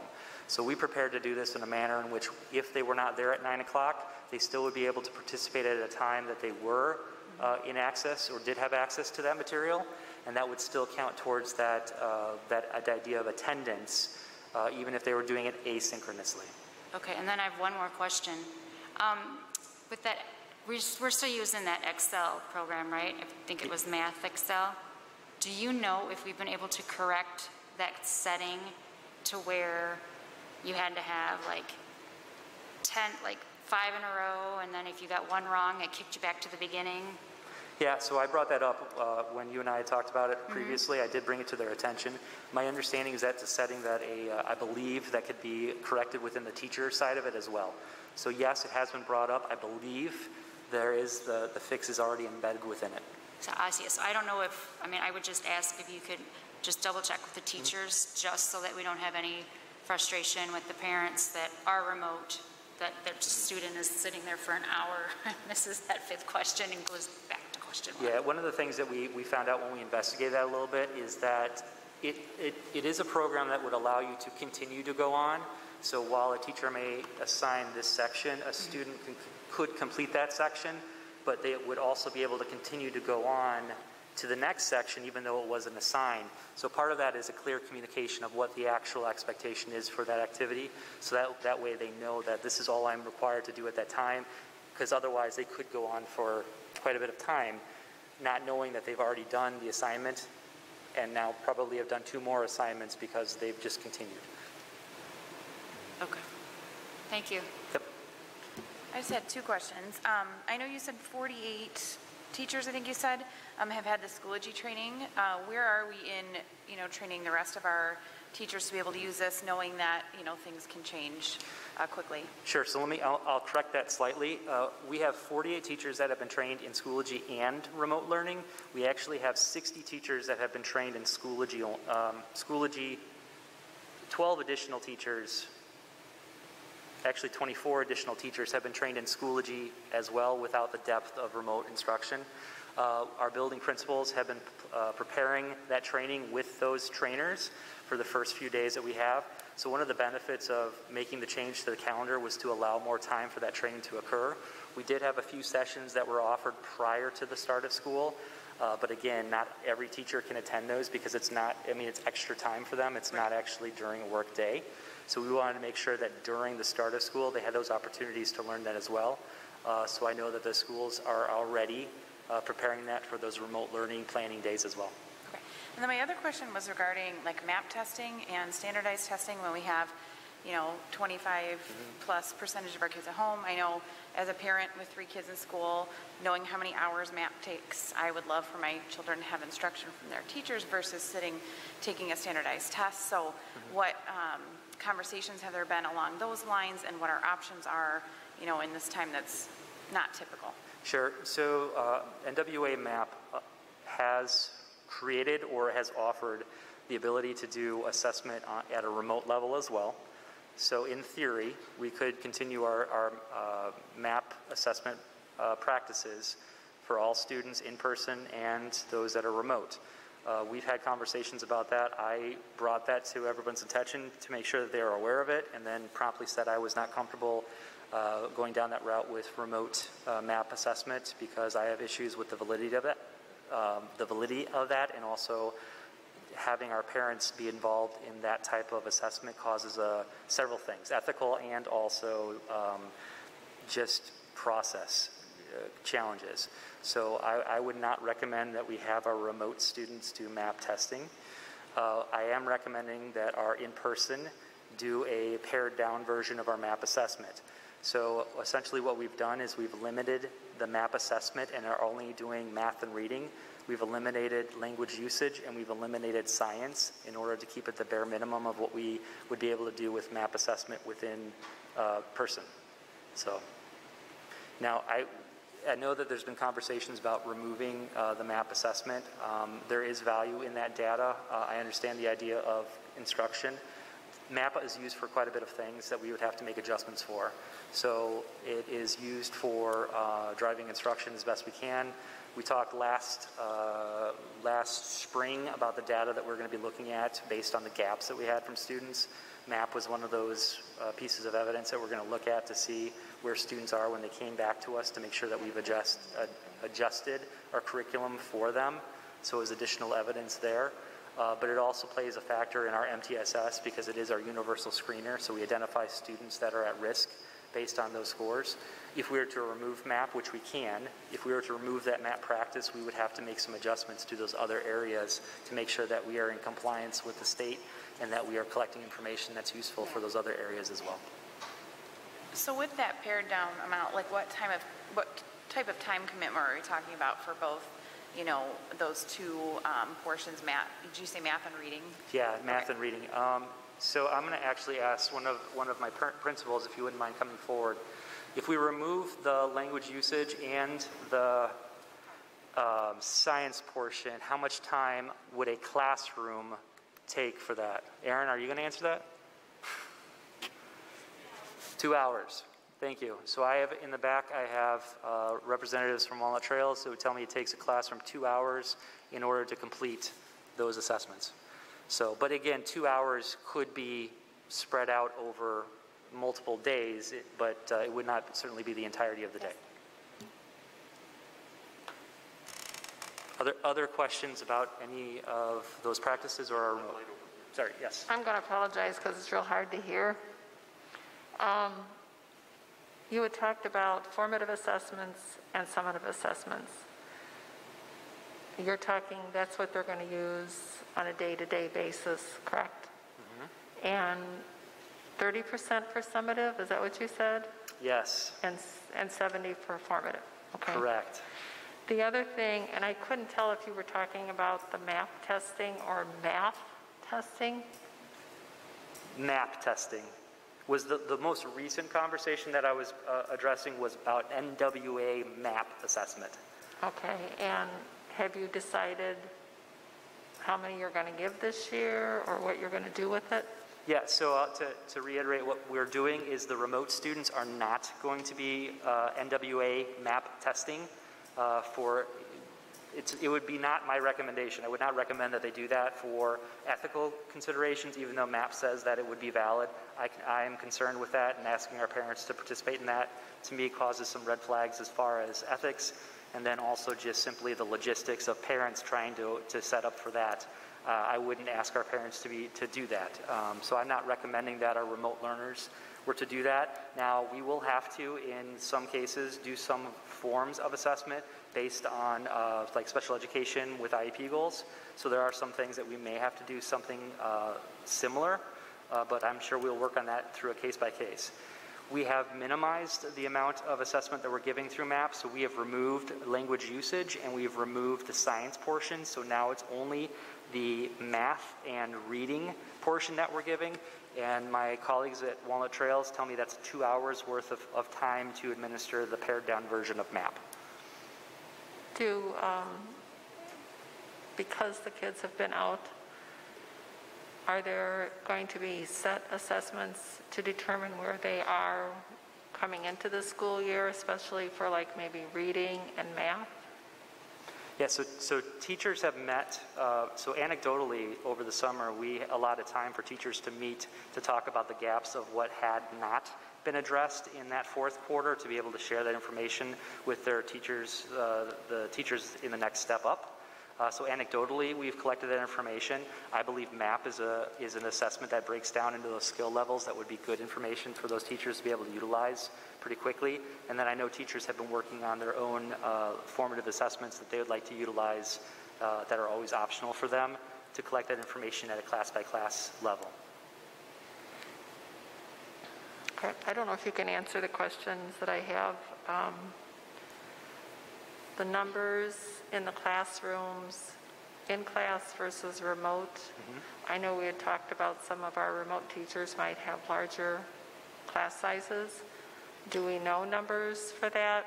And if they have higher numbers, is there going to be maybe, whether it's in class or remote, some assistance of some kind?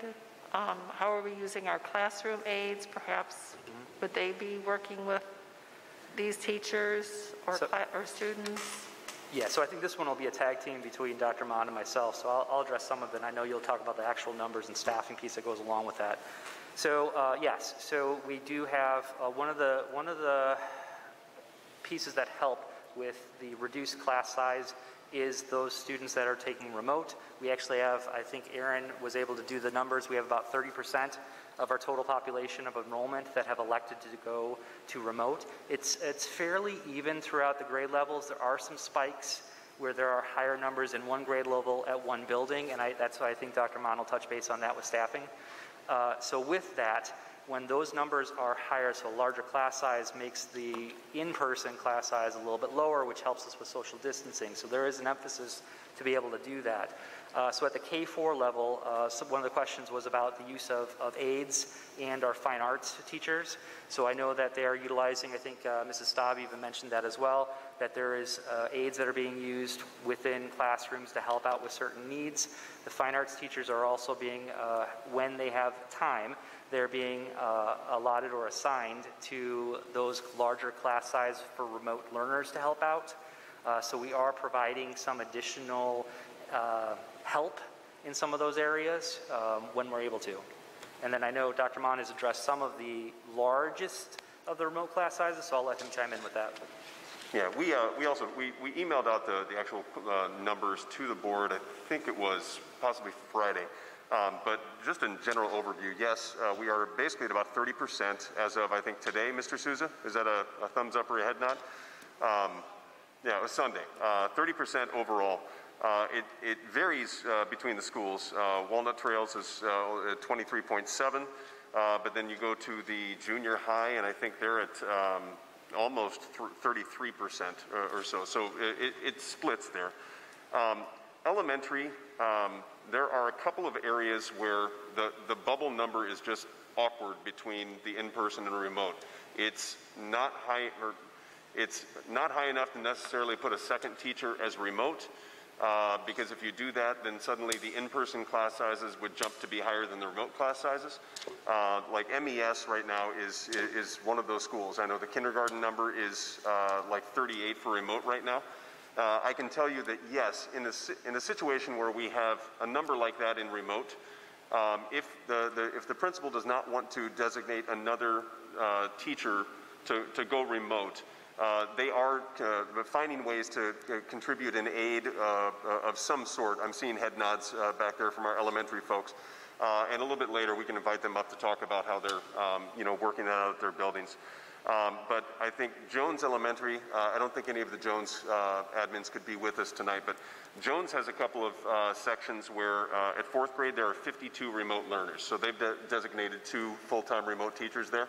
And then their first grade at Jones is also at 45 for remote. So they've designated 2 full-time. To my knowledge, the rest of the schools have gone with just 1. I think Aux Sable is right on that bubble too. They've got a 40, I think, right? So are you switching that to 2? Okay, there it is. So Aux Sable, that is the 3rd grade at Aux Sable. It sounds like they're going to go with 2 remote teachers there. But any time where you're going to be in the high 30s or something, I believe they are trying to find ways to get aides to assist those teachers with the management of this, that, working with small groups when they can. Just one more question. The teachers that are teaching remotely, are they going to be teaching from their classroom in district, or are they teaching from home, or does it depend on their circumstances? Sure. Well, yes and yes. So one of our goals is to try to minimize the number of people in the building. So if they have the ability and the comfort level to be able to fully do their remote learning from home, we would allow them to do that, but they still have to do those synchronous times. So they'd be doing that from some designation in their home. We'd need that to be free of distraction, et cetera, all of that. We are, of course, they are welcome to come in and do that from their classroom. Some teachers are just more comfortable. That's their space. That's where they are. But others might have some health conditions, which is why they wanted to be remote, and they just aren't feeling comfortable. So we are allowing them to teach remotely from their home if that is the right solution for their needs. I think that's it for me. Thank you. Red light. My questions are for Dr. Rulin. Maybe you may need elementary staff. Can you hear me well? To help as well. So while it's logical to expect intermediate and junior high students to work more independently remotely, elementary students, particularly pre-K to 2nd grade, to me are at the greatest risk in this setting. During distance or remote learning, parents of younger students, they really need to be monitored more closely with learning. So schools will need to be in more support for families with these younger kids. What do our interventions look like? Will we have smaller e-learning sizes for these classrooms, more student-friendly technology platforms, distributing physical books, learning or math blocks to families, and how are we redirecting resources for these K-2 remote families? For an example, I look at 1st grade, Lucy Calkins' curriculum. It's so involved with workshops and group settings. So how does this change our instruction, and what are you doing to prepare our teachers for this type of instruction remotely? Yeah, and I can't guarantee you that it's going to mimic what would happen in a physical classroom, so we're trying our best to do what's appropriate in that remote setting. So if there are materials that students would normally have in the in-person setting, like access to resources like text sets, we have those available to be able to distribute those at a time when they're needed. So I know that our elementary principals have gathered all those materials, and that's part of that material pickup, is their device, and also here's the materials that you would need. And I think we did it on a quarter-by-quarter basis, or did we? Yeah. So quarter-by-quarter, they're going to be able to get those materials to be able to have the physical materials available. As far as the small group pieces, like you're right, there's a lot of reading workshop that goes along with the Lucy Calkins, and even writing workshops that happen with the younger kids. So in a remote setting, you have the ability to do that, but it's different though, because you have the ability to do it synchronously. And we may not have the opportunity to do that synchronously all the time, because it depends upon when the students are able to access it as well. So for example, a teacher may have a group that they want to meet live, and so they schedule that for a time that seems to work well, and then they're going to have possibly half that group may not meet at that time because they're not able to get on because they were one of those families that would have to do more asynchronously because of the schedule of that day. So there's going to be some ebb and flow about those group sizes, but the positive of that is that those who are able to attend the synchronous, they will get a little bit more one-on-one attention. Now, teachers are able to flex their time within that 9 to 2 setting. That's our requirement, is that 9 to 2. But they're able to flex time within that might be more appropriate for certain families on a case-by-case setting. So they are available during that time. While it might help to meet outside those times, we can't require our teachers to do that, but I imagine, knowing our staff, that many of them would do that because of their teachers and they really love their kids. But we're not requiring them to be able to do that. So, like I said, I can't guarantee that it's going to mimic what the pedagogy looks like, but there are opportunities to have similar and also leveraging it in a different method that you wouldn't be able to do in a classroom setting. So those are the things that we've been working on. A lot of it is getting the teachers prepared to actually use technology for the basis of instruction, and then getting them comfortable there, and then adjusting their units to embrace that technology. So we're in process of doing that right now. So that was why it was very helpful to make that adjustment to the calendar to allow for those additional days for those teachers to be able to meet with their counterparts if necessary that are teaching in class, but then also to meet with anybody across the district who's teaching that same course or grade level, and see how and best work with it through that. So. Thank you. And also my last question is, what is our evaluation process from an administrative purpose look like from a Zoom perspective? What are we doing to ensure our teachers are contributing to the Zoom meetings and such? We did hear from several parents at the end of last year that, you know, one of my kids had great interaction where one of my kids had no interaction. Yeah, so part of that is really through the observation piece, and we've been meeting, I know Sarah Massey, who's not able to be here, has headed up that committee with our HR side of it, and actually it's rolled over into our PAC Joint Committee, and so we've made some adjustments to what the resources that we use to evaluate. Like evaluating for remote instruction looks a little bit different than what's in person, so we've made some adjustments to that. So a lot of it is going to be dependent upon simply the observation of an administrator within a remote classroom. So being able to pop in and say, okay, I want to watch the lesson that you're doing synchronously. So there's that part as well. The other part that I've asked from Power School is to be able to look at the time in which students are engaged, actively engaged, and also the time that a parent, or excuse me, a teacher would be able to do some of that as well. So it's not very clean because while we can look at time in which a student might be engaged in something embedded within Schoology, it's not exact perfect because some things they might get directed to watch something that might not be part of Schoology, so that's going to take time and that's going to adjust it a little bit differently. And then if our teachers are actually using like Google Meet, we don't have a way to see time on a report to say, oh yes, you did Google Meet for 2 hours. So a lot of it really comes down to respecting the professionalism of our teachers and then having them show off what they're doing with not only our colleagues that are teaching in that profession, but then of course their administrative, building administration as well. So. What I'd like to see is them offering to our administrators an invite to a lot of those Zoom meetings to where there's transparency so that you can have the opportunity to pop in when you'd like to. It gives that professionalism a little upgrade so that there is that transparency and then you can check when you'd like. So awesome. Thank you for your answer. And I think even to add on to that, I think without overstepping, because I'm not the building administrator doing the evaluations, but it would be helpful, again, to look at a schedule of when they are doing those things because they are still going to be doing what's called a pop-in evaluate or observation. So a pop-in is not necessarily announced. So to be able to know when teachers are doing that would also get a sense of how frequently they're doing that, making sure that they're within those guidelines that we've set to then again be able to pop in and do some of that feedback through that means as well. Just to follow up real quick too, I have no doubt that our principals are also going to try to be popping in on the remote classes because they want to keep the connections with those kids too. It's not just going to be one remote teacher and possibly an aide. We're going to have many of the staff of the school that are probably going to be reaching out to all of those remote sections as well, saying hello, checking in every once in a while just to make sure that they still feel connected to the school community as a whole. So that's going to be an expectation of ours as well. So I have a couple questions.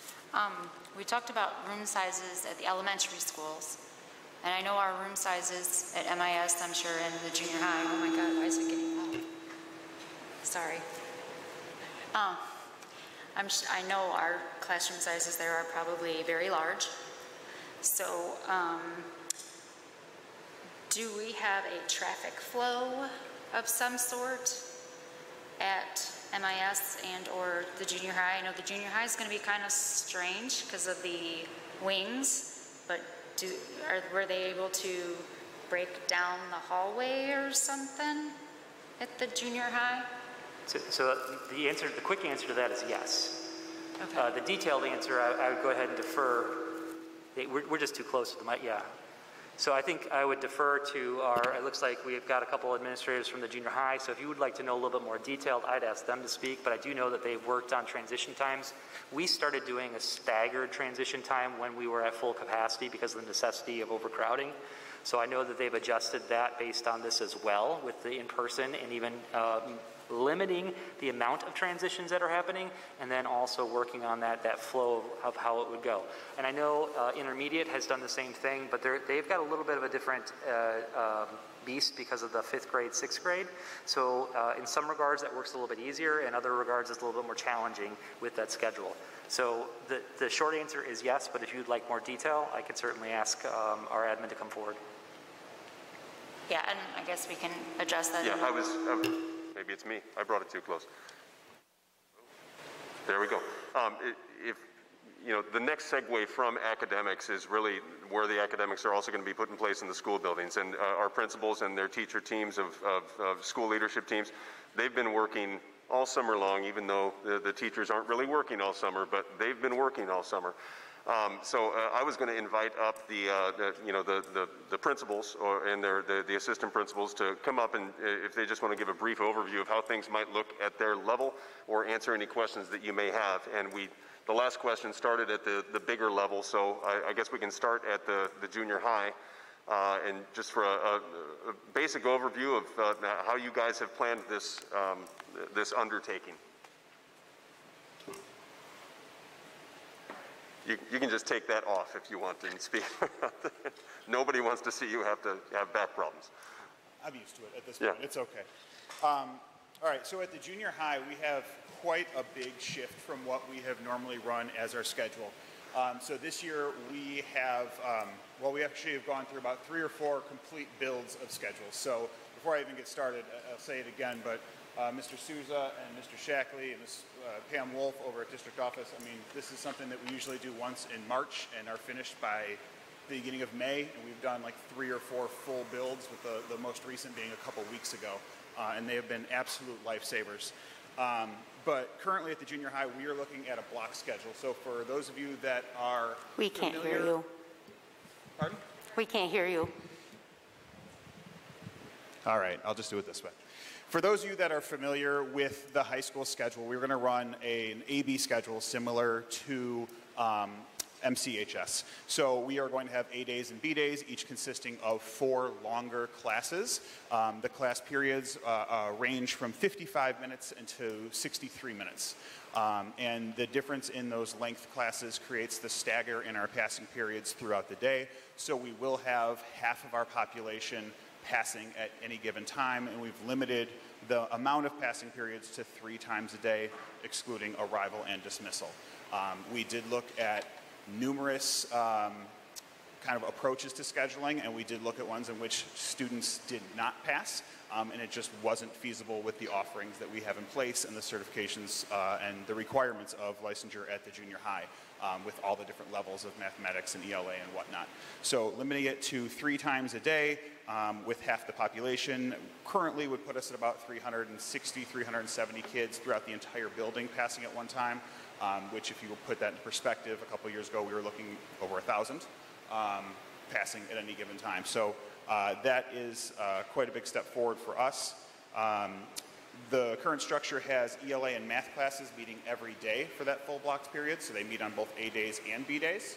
But then science, social studies, fine arts, and PE would meet every other day for either 55 or 63 minutes. There is no advisory or study hall this year, which is something that unfortunately got omitted just to, again, keep the kids in place as long as possible. Currently, as of today, we are at 727 students in person, and then about 377 remote. That would be about a 40 or 50 kid swing in the past couple of weeks of students that when we had first populated this schedule a few weeks ago, we were at about 780 kids in person.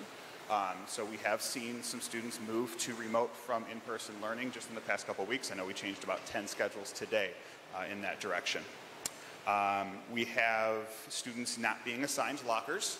So they will be bringing the materials with them, but again, we're going to try and move them as few times as possible, and we've been working with our teachers to really minimize what the students need in the building. So we're looking at a laptop, a pencil pouch, and maybe a binder or folder. But we're not really utilizing the big shared materials and physical textbooks whenever we can avoid those. PE looks quite a bit different at the junior high. We are going to focus our PE during the day on social emotional learning, health, and wellness. So a lot of that will be taking place within the classroom.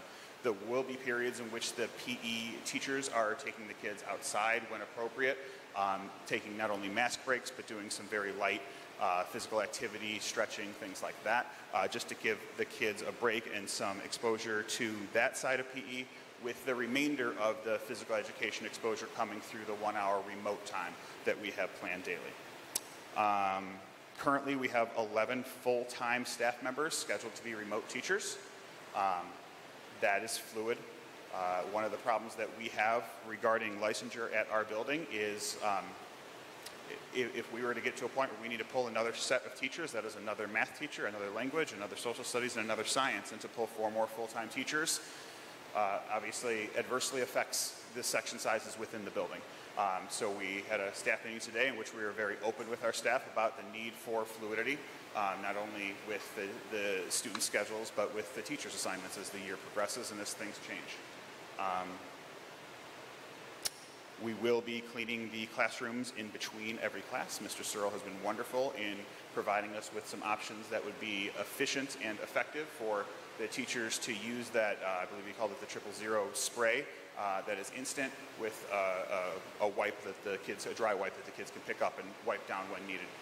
But that would be disinfected prior to the class leaving, so it's disinfected for the next class when they show up. That's a lot of information. I'll take questions. My question is this, right? Yeah. Okay. Have the parents been notified since the survey that the kids will be changing classrooms? Yeah, I believe this went out when the brainstorming session first happened back in the summer, and we were making introductory plans. That has never changed.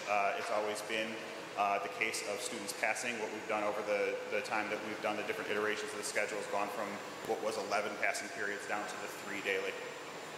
I know we have additional communication kind of ready to go out that outlines some of that, but just waiting to talk to you ladies and gentlemen today, in hopes to get that out when we publish schedules in the next day or two. Okay. And the fact that they won't have backpacks in their lockers, they won't have lockers, that kind of information, has that been communicated to the community? Yes, we have let the community know that. We've also notified the community that we juggle many different initiatives. So over the past couple of years, we've required that any backpacks used during the day be clear backpacks. And even though we are dealing with a pandemic, we're also not turning a blind eye to the other safety issues. So should a student choose to bring a backpack to school, it's by no means a requirement. We are still going to be requiring that it is see-through. We've made some recommendations in the school supply list and in some of our Facebook posts that, like the cloth mesh ones that we can see through, are perfectly appropriate. They tend to last quite a bit longer than the plastic ones. But yeah, those communications have gone out to families. Thank you. No problem. Anything else? Sorry.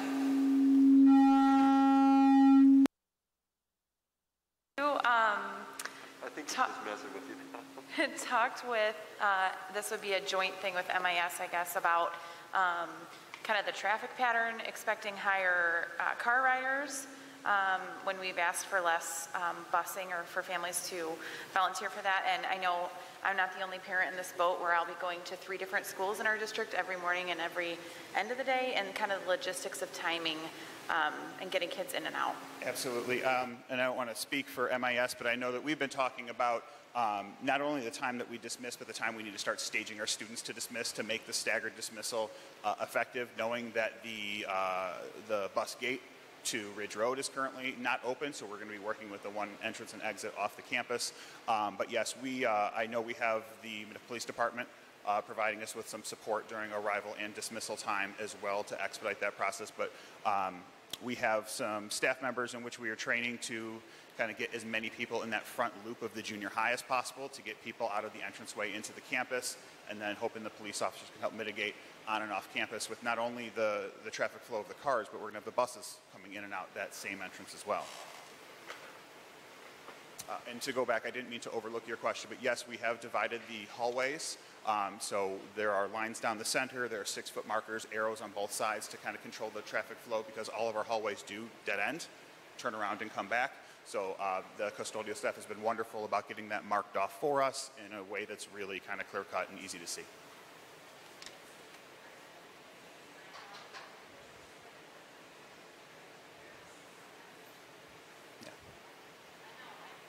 She's afraid of the mic.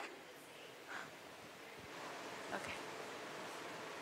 I know, but that's going to be pretty hard to maintain. Are the teachers going to be in charge of that? Yeah, I mean, we're going to be out there as soon as the class is dismissed. The teachers come out into the hallway with the kids, and this driving on the right side of the road is something we're going to start at about 11 years old now. Right. I mean, and we're going to get those kids trained mighty early as to how that's supposed to look down all the hallways. Oh, it's going to be uniform. Awesome. Okay. All right. Well, thank you. No problem. Thank you.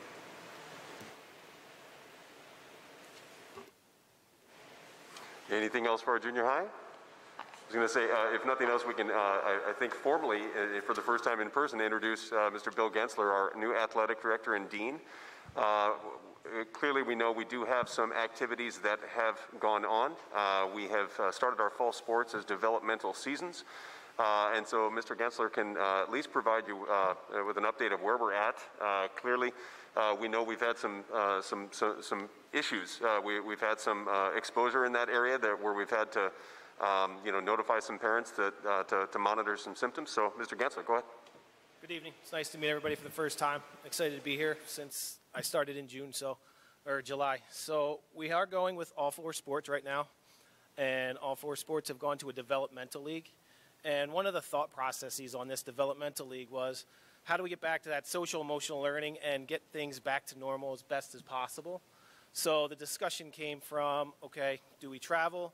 Do we do in-house? Do we just cut it totally? And when we were discussing this at the time where we started, everybody was doing a little bit of everything. So our goal was to, how do we get it back to quote-unquote normal? So our idea was to do the in-house league. We can get the coaches coaching. We can get them involved with the kids because they're such a big part of their life for so many years with sports. And how do we get the kids here? And then, as with a number of years, we've discussed cutting. We've discussed, how many kids, how many players. And we decided, let's go with in-house. Let's control what we can. We'll keep them in-house. They'll play here. We won't have cuts. We'll open it up to more individuals, more students, more players, and we'll grow from there and see how it goes this year with our trial error in the time of we're not really sure what's happening. So we've gone with that, and there's been mixed reviews. Some kids have decided, you know what, I'm gonna play travel, coach, and that's great, and then that's their choice. And then there's other kids that may have not made it, that they're out there and they're getting better. I talked to Coach Hassler today, and he said, a lot of these kids that stayed, they might not have made it, but they're getting better, and we're working with them. So it was kind of that idea of how do we keep this going? How do we keep athletics a big part of Minooka, the community, as well as a big part of these students' life, as well as a big part of the coach's life, and try to, again, get back to that normal and focus on students and growth. So that's where we are right now. Some of the questions we've had have been traveling. Some schools are traveling. Again, we went back with the idea of some wanted to cut, some wanted to keep. We went with that, what's in the middle, what can we control, what can we do to provide what we need for these kids. So I can open it up to questions if anybody has any specific ones. You go first.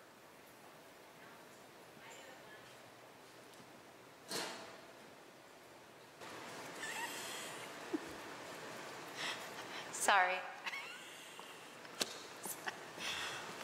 I have had many questions as to why there's still an activity fee when it's just intramural, or shall I say why there's such a high activity fee when there's no umpires or refs, I guess is with the cross country. There's no uniform washings at the end of the season because there's no uniforms being handed out. So yeah, I'm just kind of wondering why there's still such a high activity fee. If you're not sure, the activity fee right now is $40. So one of the discussions we had was, how do we make this special for the kids? We want to make it special as best we can, changing the model that they've grown up with. So we ordered a t-shirt. We also have a gator. We've talked about getting an official or two in here for some of those inter-squad scrimmages that we're looking to set up as the season goes on. So the nominal fee at $40 is going to cover pretty much everything we have so far, not including some of the things. And again, Rich, thanks for all your help getting me some cleaning supplies. But once I asked him for that, he said, hey, these are all the things I can get you because everything else I'm getting is going to have to be for the school's cleaning. So he gave us a couple things, but after that, we're going to be pretty much on our own. So we're trying to keep it as productive as possible, as clean as possible, and we're going to incur a lot more costs than we had originally thought. And the uniforms, not giving those out was because we don't have enough. Normally we only have 18, 12, 16 kids per team, and right now we might have 26, 27, so we just held those back to keep those from having kids not. So you still plan to hire umpires then to, sorry. We have doubled the amount of kids, and we already have a stipend for coaching. Where's the additional money going?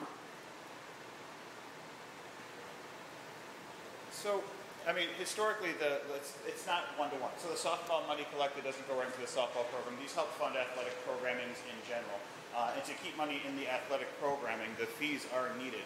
As a parent of kids who are in our intramural programs, I pay $30 to participate in our intramurals. This is very comparable while still offering our coaching staff as much more regular daily exposure to the athletics through our programming as opposed to like a once on the weekends, once on Saturdays intramural program that I've paid for on the parent side. What's our basketball intramural fee? I was paying $30 last year for basketball and volleyball as a parent. I thought it was less than that. I thought it was like 20, but I'm just saying, like, it could have gone down. I mean, by all means, because I have a child on it, I'm more than willing to support it. But like I said, for them to play travel or whatever, it was $40, and they got a hat, and they got. So I can kind of see where these parents are coming from, because now we're not paying for umpires, we're not paying for, but you guys are still kind of asking for the same fee, which kind of blindsided a lot of them. Right. Because now all they're getting is a T-shirt. So are you? Sure. So are you going to have a lot of are there going to be a lot of actual scrimmage games then between 7th and 6th or 7th and 8th, and you're going to have a lot of umpires that you're actually paying then? Because I mean, then when I can go back to these parents and like justify that fee, because Sure. Yeah. So as far as the number of umpires that we have, I'll let Mr. Gensler come back in and talk about how the inter-squad scrimmages are going to work. But as far as blindsided, the fee has never changed. We were working with the IESA making decisions and changes to decisions as late as 3 days prior to tryouts. So to change, we were going with what was given and what was already in place for our community and for our parents, which was fees, which was tryouts, which was a season that we had in place that we could still run. So those things aren't necessarily new. We were working with, like I said, a weekend worth of timeline between IESA making decisions and us already having kids show up on the fields ready to go. So we're going with what we had in place. And what we're doing on our end is thus making sure that the parents are seeing the effects of that $40, that we're offering extra incentives on top of the instruction and on top of the practices that the coaches are offering.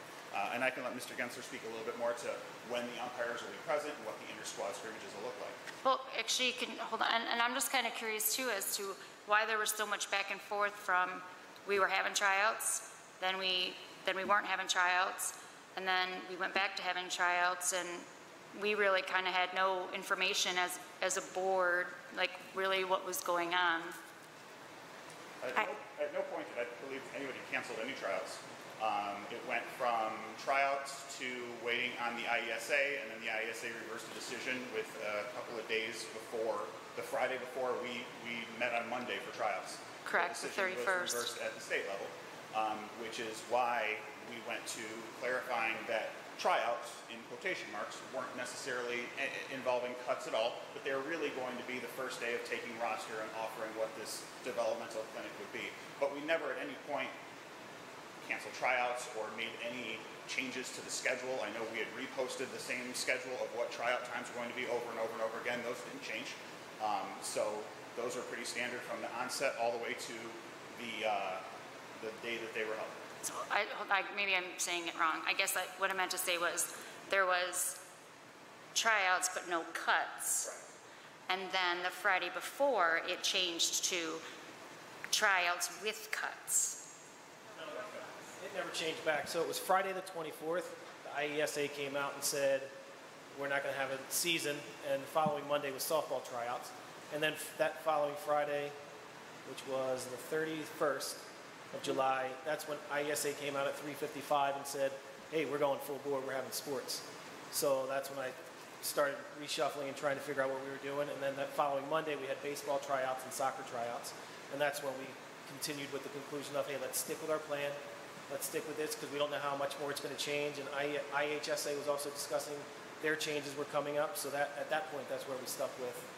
We'll stick with our plan. We've gone through softball with it. We'll continue with soccer, baseball, and then cross country was coming the following Wednesday. Interesting. It was a squirrely first 3 weeks.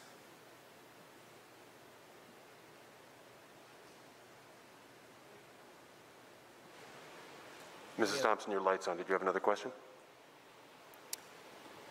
My understanding was that I received an email saying that we were going to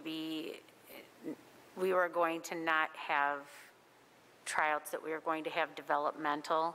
And the next thing I know, I received from 5 different parents an email from the junior high saying that sports tryouts were the next day. So I guess, in all due respect, we sent mixed messages. Well, we considered it tryouts for the developmental league. So we changed the paragraph once we knew we were doing the developmental leagues.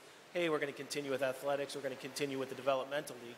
It was still going to be tryouts, just to keep everything consistent throughout the entire period. It was never stated anything to deceive anyone. It was just trying to be as fair as possible. And although I appreciate your explanation, do you understand how our community may have understood it as a mixed message?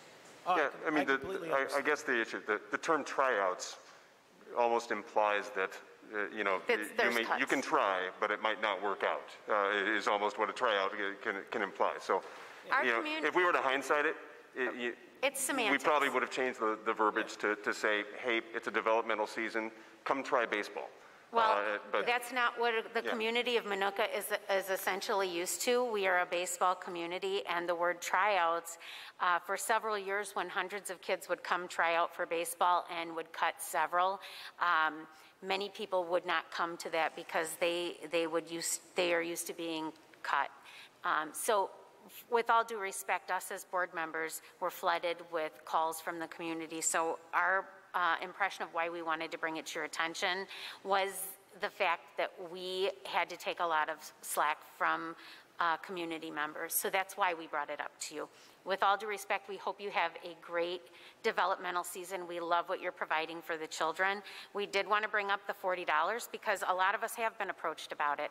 There's double the amount of kids without us having them go on a bus, without having true umpires for every game. And a lot of people want to know why. They want to know what the cost is for. And to be quite frank, I had no idea what to explain to them. I appreciate your explanation. We will provide them with that. But I think it would be really nice if you could explain it to your players too. So thank you very much. I would, if you don't mind, I would maybe ask the baseball people or and softball people to maybe let that out, just so that the parents do understand where that activity fee is going, so that more are understanding. Because like I said, I don't think the parents will have a problem paying it, just so that they understand why it's the same, because they are used to getting all those goodies for their kids, so to still pay the same and only get a t-shirt, they're upset, if that makes sense. So just to Yeah, I mean, And please keep in welcome. mind that the biggest cost associated with any of these programs is actually the coaches themselves. And those coaches are still there. And so, yes, I can understand that they weren't getting the same season that they wanted. And activity fees are accounted for in a slightly different manner than from where we pay our coaches and everything. But, you know, there are still, you know, 3 paid coaching positions for baseball, 3 paid coaching positions for softball. So, I mean, there's still value in what they're getting. So I can understand frustration. I empathize that when you're not getting the same season you thought you were. But, you know, we are still incurring costs to continue running this program too, so. Right, which we budgeted for. Of course. We did. We budgeted for those costs, but I do appreciate it, and we don't mean to scare you off. We're welcoming you. We're glad you're here. We don't want you to think that. I'm having a great time. Thank you. I do have a question though. Yeah. With the t-shirts for especially softball and baseball, is it that expensive to still give them at least a hat? Being that it is baseball and it is softball? Yeah, I can talk. I don't know if it's something to consider, like we maybe can discuss, you can. Yeah. I don't. Everything's been on the table here. That's the word we've used a lot is fluid, is trying to give everything we can with the kids. Yeah. As well as, again, it was Friday. Every Friday was a change. So we'd get through the week on Monday through Friday, and then Friday would change. And it's like, I just left thinking we got okay, and then we got to restart again on Monday. So. Right. I mean, you figure, and if 40 was what we paid, if what they, you know, we paid before, I mean, it is baseball, and then you got to, I mean, when you're out in the field, you got to have a hat on. So maybe that's something that you can discuss with whoever you need to get a hat and maybe it'll go over. Thank you. Sorry. No need to apologize. I would say the last thing to make sure that we bring up and discuss here is, much like we're doing in our schools, we have done our best to put safety protocols in place in all of these fall sports programs. Luckily, I mean, we're in outdoor seasons right now, so it is much easier than it's going to be as we progress into like the late fall or winter seasons or whatever. But as the board knows, we've even had some instances where we've been notified that either a player has been exposed or even that, you know, we may have a kid that may have actually, you know, contracted it themselves. So we are communicating with those families. We are doing the contact tracing, or at least we are informing the county health departments so that they can conduct whatever contact tracing they feel is appropriate. Right now, we still believe we've got the right safety protocols in place. We're comfortable, you know, letting teams start to return to practice. If we start to get, you know, multiple, or if this starts to spiral in any way, you know, everything is fluid right now. So we are doing our best, but if it comes to the point where we just can't do this anymore and feel that we're keeping people safe, we'll let you know, and we'll recommend some changes to the sports seasons that we're currently planning. So I don't know if you had anything to add to that stuff or not. No, coaches are doing a great job doing the clearing, checking temperatures, communicating with me. I'm forward in communication with you, so I think we're all on the same page right now. Yeah. Other questions for our junior high staff? I'm sorry, I have one more. I'm sorry. Who sets the fees?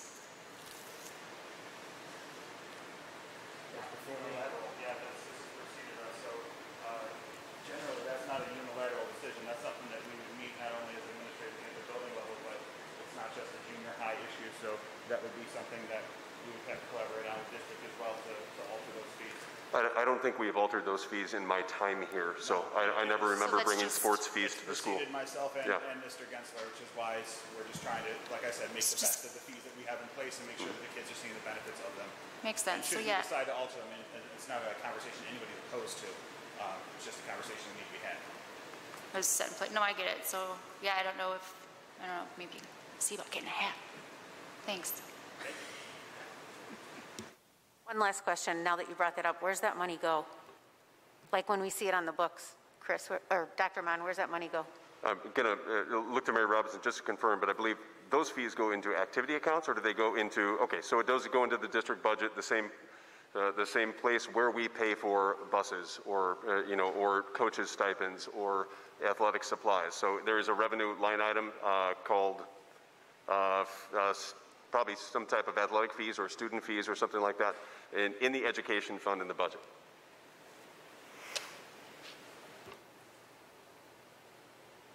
Thanks. Thank you, Mrs. Robinson.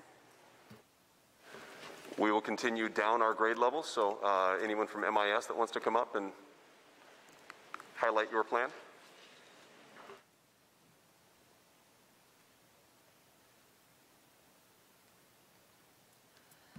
I want to start out by thanking Aaron and the tech team too. This is our 5th schedule or 6th schedule I think we've gone through at MIS. And you're going to make me hold it, aren't you? We have done our best not to move our students in our building. They're coming in, they're staying in the same room. The majority of our kids won't be moving. We have a few special populations that need different services that may be moving. But overall, our kids aren't moving. Our teachers are moving to our classrooms. We're doing an A day and B day for our 6th grade students as well. They'll have science one day, social studies the next. We currently have 4 remote teachers for 6th grade. In 5th grade, our classroom teachers are taking on the remote students as well. So if we do ever end up going remote, those kids are with that teacher. If those kids come back into school, those kids have that same teacher. They have 55 minutes a day when related arts and PE are pushing into the classroom to give their lessons to remote with their remote kids, and they have an hour after school to also handle the instruction of the remote students. Some of them are opting to actually live Zoom in their real class and invite the remote kids with them as they're teaching their other classmates. I asked my teachers what they wanted on that. I gave it up to them. I could have farmed out 4 remote teachers for 5th grade as well, but that pushed our class sizes up pretty substantially. Our biggest class size up there right now is a 21. Our lowest is a 17. If I would have had to pull out more remote teachers, our classes would have been much larger. Our biggest class size in 6th grade is about a 26 right now in a classroom. They're not using lockers. Their backpacks and belongings are going on their desk. That will be their desk for the entire day. I said PE is pushing in, so PE would be pushing in and giving instruction for 25 minutes. The remote portion of our students' day, the remote hour, is the physical part of PE and the extension of fine arts. Fine arts also pushing into that classroom for 25 minutes a day, front loading, and the kids will go home and do additional fine arts activities. We have a new fine arts class this year. Since Ms. Tatey isn't teaching band in person, she's doing music appreciation for our 6th grade students. She's offering virtual band for our in-person learners and our remote learners. She's also approached us this week about using the tent outside the junior high one night a week for different parts of the band ensemble to practice voluntarily. They don't have to come if they don't want to. It's an optional practice. We do have our hallways marked with 6-foot markers. We have little different color elms going down each way with the path and direction of the hall. Our biggest challenge will be getting our kids who have never been to MIS into MIS for the first time and finding their way. And we're working on that right now. Do you have questions for me or for us? How about the stairways?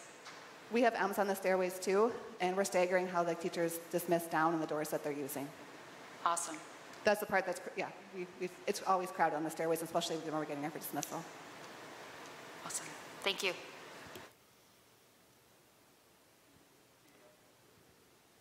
She asked. Oh. I can't hear you. Okay. So she brought up one interesting thing that we didn't really touch on at the junior high, just because if we had touched on every aspect of every class and how they're preparing for this, this would be a really, really long meeting. But she said Ms. Tatey is hoping to use the tent at the junior high school. If you haven't driven by the junior high in a little while, and McKevely just opened up last week, so most people haven't driven by the junior high in a little while, we have a portable tent, like one of those that you might see at like, not quite as big as a wedding reception, but big enough that some of like the outdoor dining areas have used. And that's what Mr. Neisler has put up to try to be able to actually have kids playing instruments in the band program while still being outside in fresh air and still maintaining 6 feet apart. So it was kind of a little out of the box that the junior high, that he came to the junior high and said, can we think about this? And when they were running band camp over the past couple of weeks, you could drive out there anytime and you'd see kids appropriately distanced, 6 feet apart. He's 6 feet away from them, and it was just an interesting and unique solution to try to get a little bit more space for kids to be able to play instruments safely during the day as we deal with the distancing requirements that we have. So I'm glad to know that Ms. Tatey is looking to use that as well. I just want to say one more thing too. Thanks to all of you, because this is obviously not an easy process to dissect your buildings and find an easy way to route them and downsize your classes and everything, because everything that we've heard, and I know that we've asked you to really go into depth, but as you know, like, you guys have obviously planned this all out, and it's not like we have made any suggestion. So we want to know the details. We want to know what is going to happen with the students. We want to know how our teachers are going to be. We want to know, because that's why we're up here. So you have put lots of thought, and me being a parent and a TA in another district, like, hearing you guys tonight, I'm a little bit more at ease knowing everything that you guys have done, knowing all the protocols and all the safety things and everything. So I would hope that there are a lot of people watching tonight. And yeah, I do think too that once it starts, school starts, it's all just going to fall into place. Because I do think it's important that the students are in school. But I just want to say, awesome job, because that's a lot of stuff to get together. So thank you, because I know, like, that's endless, no nights sleeping, and thank you. I don't know how we want to handle the elementary schools, but many of you have, all at one time, right? Because the schedules are very similar and a lot of the protocols. Each building has a couple of unique needs, but much more is the same. Welcome. Can I ask Mr. Finkelstein one question that I forgot? So the sorry. Elementaries were about to have their moment to shine. So sorry and about Finkelstein that. comes We got back. to listen to Finkelstein again. I have notes and notes and notes, and No, sorry, go- I forgot one no, of my please, notes. go right ahead.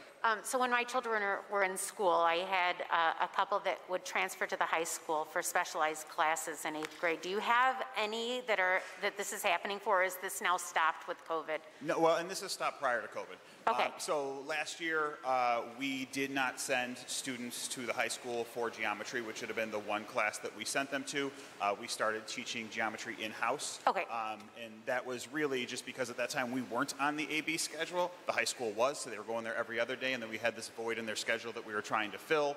And it just was a better use of our students' time to be able to teach it in-house with our own qualified teachers. So that began last year. It definitely made the planning of this year much easier, not coordinating with another district about how to send our children over. So that ended up being a benefit from us. Sorry to bother you, and thank you. No problem. If you need something, I'll be right back here. Okay.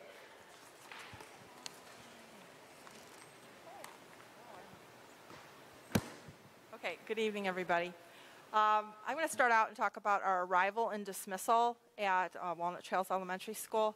We have scheduled for our staff, our aides, sectioned and at intervals in the gym all the way down the first grade hallway, from the front door all the way down the second grade hallway. They'll be stationed. We will be dismissing one bus at a time. So as soon as one bus dismisses, they'll all go in the front doors. The staff that are stationed in there will assist students going to their classrooms. As the students come in to the gym from the car rider line, again, there will be staff stationed every 6 feet or so to help them along the way to make sure they get to their classes. We have the stairwells assigned so that classrooms upstairs will always be using the same stairwell to any time of the day, arrival, dismissal, any other time that they're using the stairs.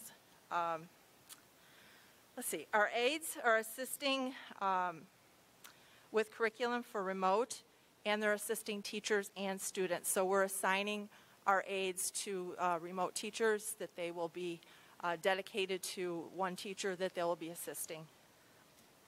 Mask breaks, teachers have signed up for a 15-minute mask break each day. They're taking their students outside. So we have sectioned off 4 locations on the grounds. In front of the building would be one, the blacktop, the soccer field, and to the west of the playground. So they can sign up for one of those locations for 15 minutes per day. Our fine arts, art, music, and media will be helping out with our duties for arrival and dismissal. They'll be meeting with 5 classes a day, 1 from each grade level. They will be Zooming into the classrooms, and they'll also be using time to prepare for their remote for the afternoon. PE will be dedicated to helping a remote teacher as well, using time in the morning for that and for preparing the lessons for the afternoon. Our full-time person will be preparing for 2nd, 3rd, and 4th grade learners, and our half-time person will be assisting with kindergarten and 1st grade. Students will not be using lockers. We have feet throughout the hallways, 6 feet apart, so if they're standing in line for the restroom or for car rider line, that they are 6 feet apart, stand on the foot. There's tape in the hallways with arrows, so they're all going in the correct direction. And also SPED and RTI are going to pull out small groups for 15-minute increments. They'll be working remotely and using online interventions for the remote learners. One of the things that many families have asked about is, without doing an open house or a kindergarten orientation, how students are going to find their ways around. So we do have a few different ideas within our buildings. One of those being a virtual open house. So our teachers will either be operating a Zoom with their students on a given date that we've established in each of the buildings, or they will be sending out some kind of presentation introducing themselves and going over expectations and welcoming students. We also, at the buildings, are doing virtual tours that the administration is putting together so that those students who are new to us, or our kindergarten students, have an opportunity to see the inside of the buildings prior to the first day. Kindergarten will be getting tags sent home to them so that they can put on their backpacks with their teachers' names on them, so that on that first day, if a kindergartner doesn't know who their teacher is, we will be able to help them and assist them with getting to the correct classroom. Our lunchroom monitors and our cooks will be helping to prepare and bag our lunches and then distribute those to the classrooms before the end of the day. Then teachers from there will have students put those lunches into their backpacks before they get on the buses or they dismiss in the car rider line. We do, in each building, have designated isolation rooms in the event that we have somebody who's symptomatic or who isn't feeling well. We have several of those dedicated so that in the event we have to quarantine one, we have an option to move into a different location. Building committees, we have operated several different building committees. I know each building has slightly different ones, but just a way to get our staff involved in all of our processes within the building. So I know at Walnut, and they can speak to their own buildings, but we have a bridging committee that establishes that rapport from home to school for those students who are remote, to make them still feel like they're a part of our Walnut Trails community. We have safety committees, and then we have that climate and staff morale committee. In addition, we also have some social and emotional supports in place weekly built into our fine arts schedule. We do have the second step lesson, which is our tier 1 support for all of our students. On top of that, we have our social workers who are creating social stories, videos, resources that we can utilize in the classrooms with students. Pretty much all of the elementary schools are very, very similar. Aux Sable is pretty much doing the same exact thing that Walnut Trails is doing as far as the feet and the distance, and students are staying in their own classrooms. The only thing different we're trying at Aux this year, we're not really sure how it's going to go, but we're going to do a kindergarten supply drop-off where they get to see their teacher and just wave at them, because I get lots of feedback that students and parents were a little bit nervous about sending their 5-year-olds to school. So we're going to try that. They're going to wave at their teacher and give us their supplies and go from there and get their little sticker. That's the only thing really different that we're doing as far as I know. MES same, pretty much, yeah. Pretty much the same for MES. The only difference is, obviously the layout of the building is a little bit different, so we don't have the same stairwell concerns and things like that. We do have the feet throughout the whole building going in the different directions, so to kind of help with the 6 feet spacing, as well as keeping each side of the hallway in a certain direction. But really, that's about the only difference. Everything else is pretty much the same for MES as well. You would have had to guess. I have questions. So with our littles, you guys have a lot of boogers and different bodily fluids. For these kindergartners, first graders, second graders, the whole mask thing and going to school for the first time, this is going to be a big challenge. How do you foresee handling all these things? I know at each of our schools, our social workers will be putting together kind of how Tiffany talked about, like how to deal with wearing a mask, as we're all going to be doing it as well. And in their back to school or welcome back videos, the kindergarten and all the teachers will be doing a presentation with their mask and then without their mask on, so we can kind of see, I have to wear one. Terry and I did one too, so this is me like with a mask, and this is me without a mask, just to kind of show. And then we are asking parents to go ahead and try. So try it for an hour at home and just kind of get them used to it. And then if they can't handle it, we are all here, so we can take them for like an outside break, talk to them, and I can try to get them just back into the groove of things. So we figure if everyone's doing it, it is the expectation, they'll come along. I wanted to let you know our pediatrician last week had a nice little overview of, do you wear shoes? Do you put your seatbelt on? Now you have to wear a mask. It was kind of a nice thing. And it was presented also at the fire department, so it was a nice little segue, and I thought that was nice to bring up, kind of a nice thing for all. So good luck with that.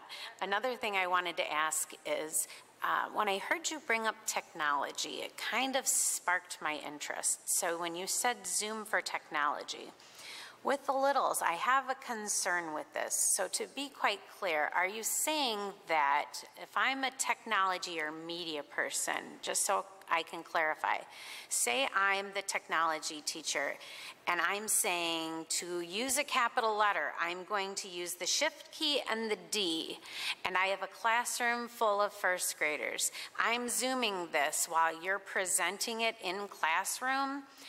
I'm doing this remotely, and then you're going to have to run around to 15 kids and try to have them all do this. Won't that be very irritating as a teacher in classroom when someone else is trying to perform this? Won't that be very irritating for an in-classroom teacher trying to perform this?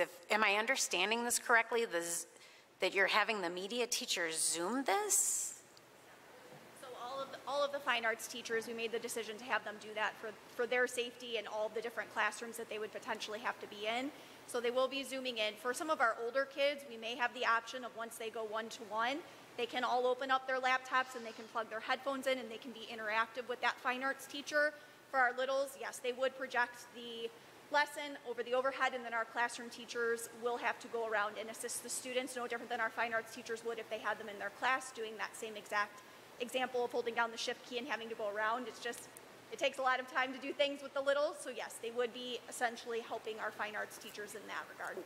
What does the end teacher feel about, what does that situation feel like for that end teacher? From a training perspective in my own career, I would find that to be very frustrating. As a classroom instructor, I would feel that to be very infuriating and frustrating.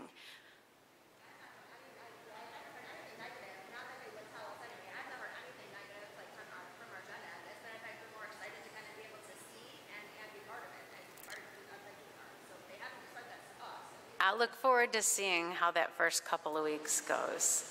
I feel like that's going to be very hard on them to have that many people that they're going to have to be walking around trying to say, well, okay, I can't get it, and then this one can't get it, and they're all trying to do the same thing when you have somebody showing it and another person trying to emulate the same thing. I wish you luck with that. To me, that sounds like that might be contentious, but good luck with that. I wish you luck with that. To me, that sounds very frustrating. And it probably will be a little bit at first. One of the things that we talked about with our media teacher, at MES is, she's also the librarian as well, and she does some story times and some things like that. So she's planning to kind of start with that before she really gets into the meat and potatoes of the technology part of it, and hopefully we can iron out some of that before we get into really the nitty-gritty of all of the tech stuff. Thank you. Sorry to kind of pinch on that. I'm going to jump in there real quick because I have heard a little bit from the teachers about this. So one of the things that we've talked about when we've met with our union representatives is that this is a balance, and we're trying to make sure that we minimize risk. And so one of the biggest concerns our teachers have had is minimizing that risk.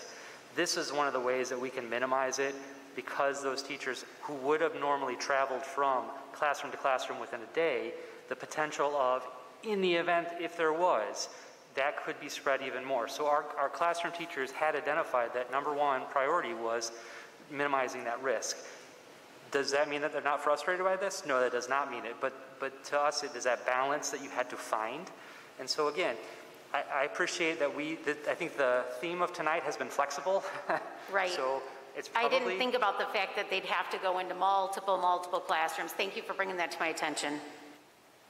The other thing too is that with the tech side of things, our classroom teachers, because they're planning for the unknown. So they're also planning that in the event we go back to phase 3 or we have to go full remote, those classroom teachers are going to be getting those kids on technology in their classrooms to try and show them Seesaw and Schoology and all of these different applications to really prepare them for the event of doing that. So it's not just going to be the technology teacher really going over a lot of that tech with them.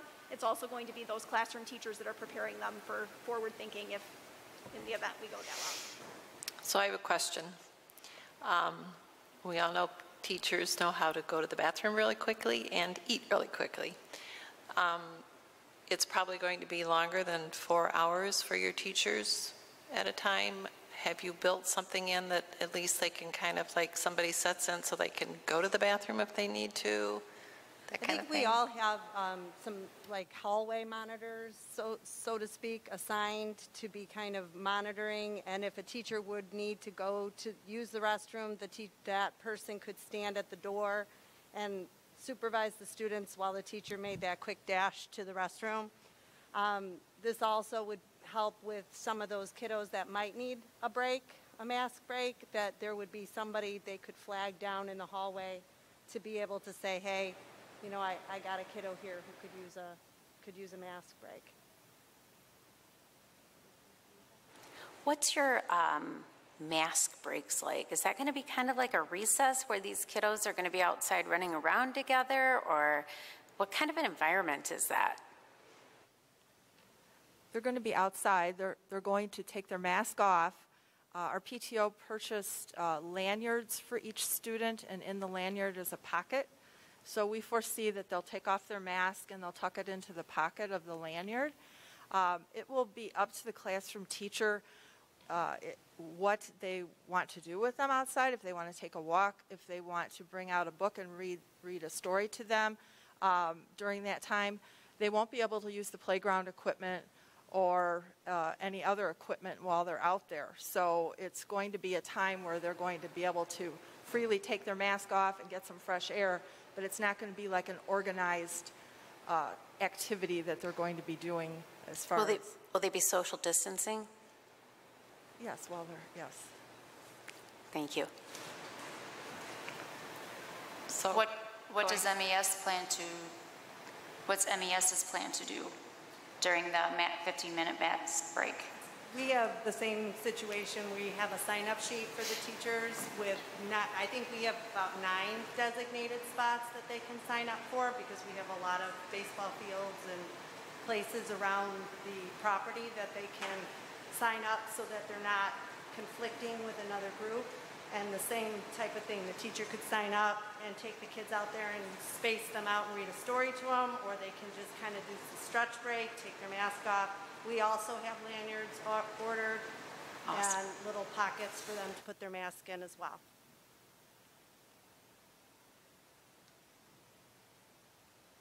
Other questions for our elementary staff? Thank you so much. And again, thank all of you. Thank all your teams for such hard work. We have one building left. Our youngest learners, Ms. Miller from Minooka Primary Center.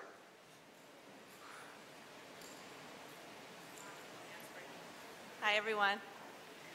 I want to say first, as a parent, I have 3 children in the district, and I really appreciate all this information and all the hard work that the board's putting through, all these great questions, and then our administrative team. Great job. And you, Rich, and everybody. It's just been really amazing to watch and see. You see all these schools going to remote, and we're really trying to make that hybrid, so I'm really proud of our district. For the primary center, we have a unique situation, like always. We will have 2 sessions. We'll have an AM session from 8:30 to 10:30. That's in person, where 63% of the kids will be in attendance. And then we have an afternoon session, which will be remote, and that has the other 37% of the kids, which will be remote. And we are very similar safety-wise to the elementaries, and then similar to MIS in that our teachers are dual teachers. They're going to be teaching the in-school and the remote. So that's interesting. Their rosters will not change, no matter if the kids choose in-school or remote. We are asking our 3 through 5-year-olds to wear masks. We have cute little songs for the announcements to drive them crazy until they put their masks on. So we're hoping that that conditions them, and we've also asked the parents to do the same to get them to that 2-hour mark. We'll be taking walks every day, 15 minutes. We might play Simon Says or read a book. We're going to go to the grassy area in the back of the building, the front of the building, or the blacktop. So those are our 3 little areas, but they can also walk around the building as a nature walk, looking at leaves and things like that. We've made those suggestions. So we're ready. The classrooms now have desks in them, not tables, so it's just a different environment altogether, but it's their first exposure, so it's all that they know. So I think we'll be okay. Questions? No? Come on, at least one. It's got to be fair. Okay. I don't have a question. Okay. I'll ask a question. How many students will be in each of your classrooms in school? The early childhood classrooms, they'll be anywhere from 6 to 9 based on the 10 limit. And then our actual blended classrooms, they'll be anywhere from 9 to 13 as of today. And then their remote population is anywhere from 5 to 10. So it depends on each class, but each teacher has about the same amount of kids within 3. So it's not bad. Perfect. All right, what I was going to say before, now that you're finished, Terry, I'll just reiterate, thank you all very much. I know you have worked countless hours and made many, many changes for us and for the students in our district. And I just want you to know I really appreciate it. So thank you.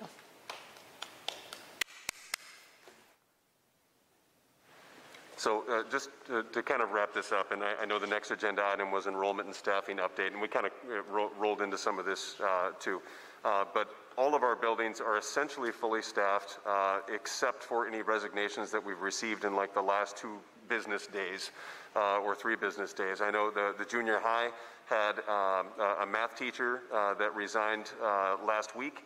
And I think within a day and a half, one of the permanent subs that they had been asking to step in had that right licensure, and so was already on your personnel list tonight. So, you know, to my knowledge, I haven't had any emergency staffing requests that have come through today. So I think we're doing fine there.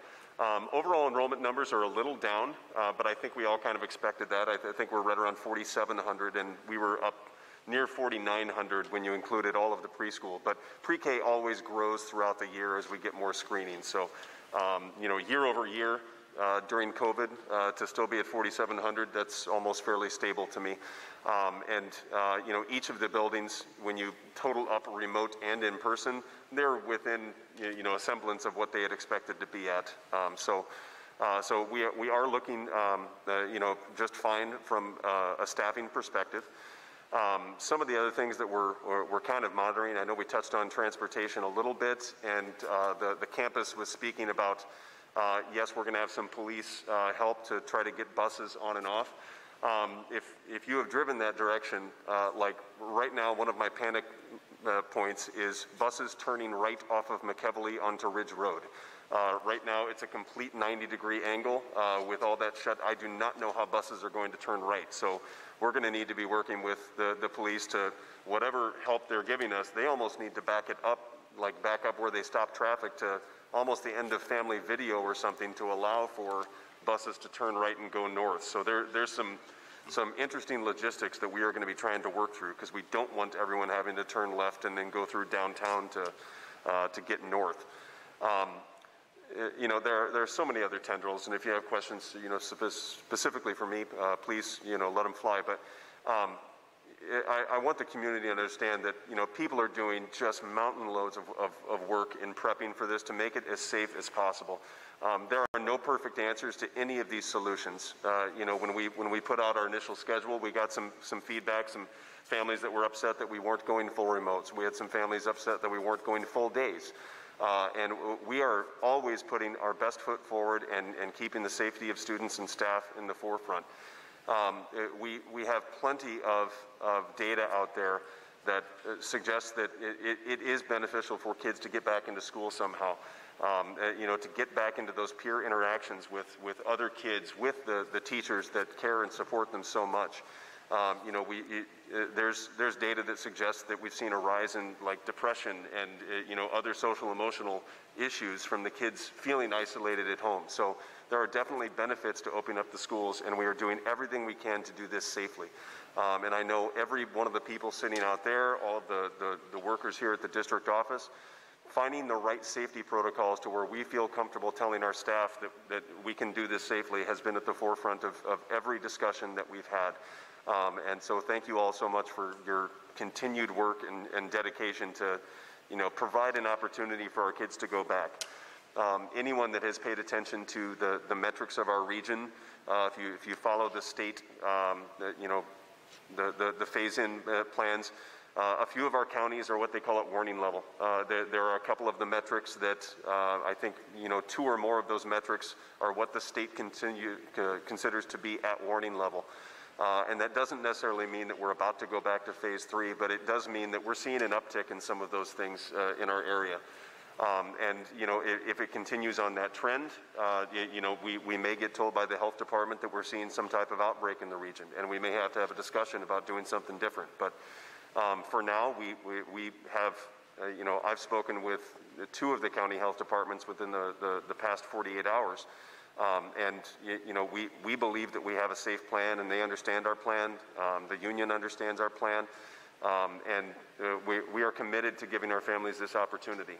So it's been a lot of hard work, and we will continue to work with every one of the stakeholders in the community to do this safely and to welcome our kids back into the buildings. They're ready.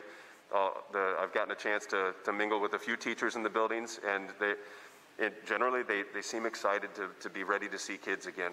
This is what they trained to do. This is what they've made their career at. It helps make them feel whole. So the schools are ready. Minooka 201, we're ready to have you back. Any questions specifically for me from the board? I have one. Yep.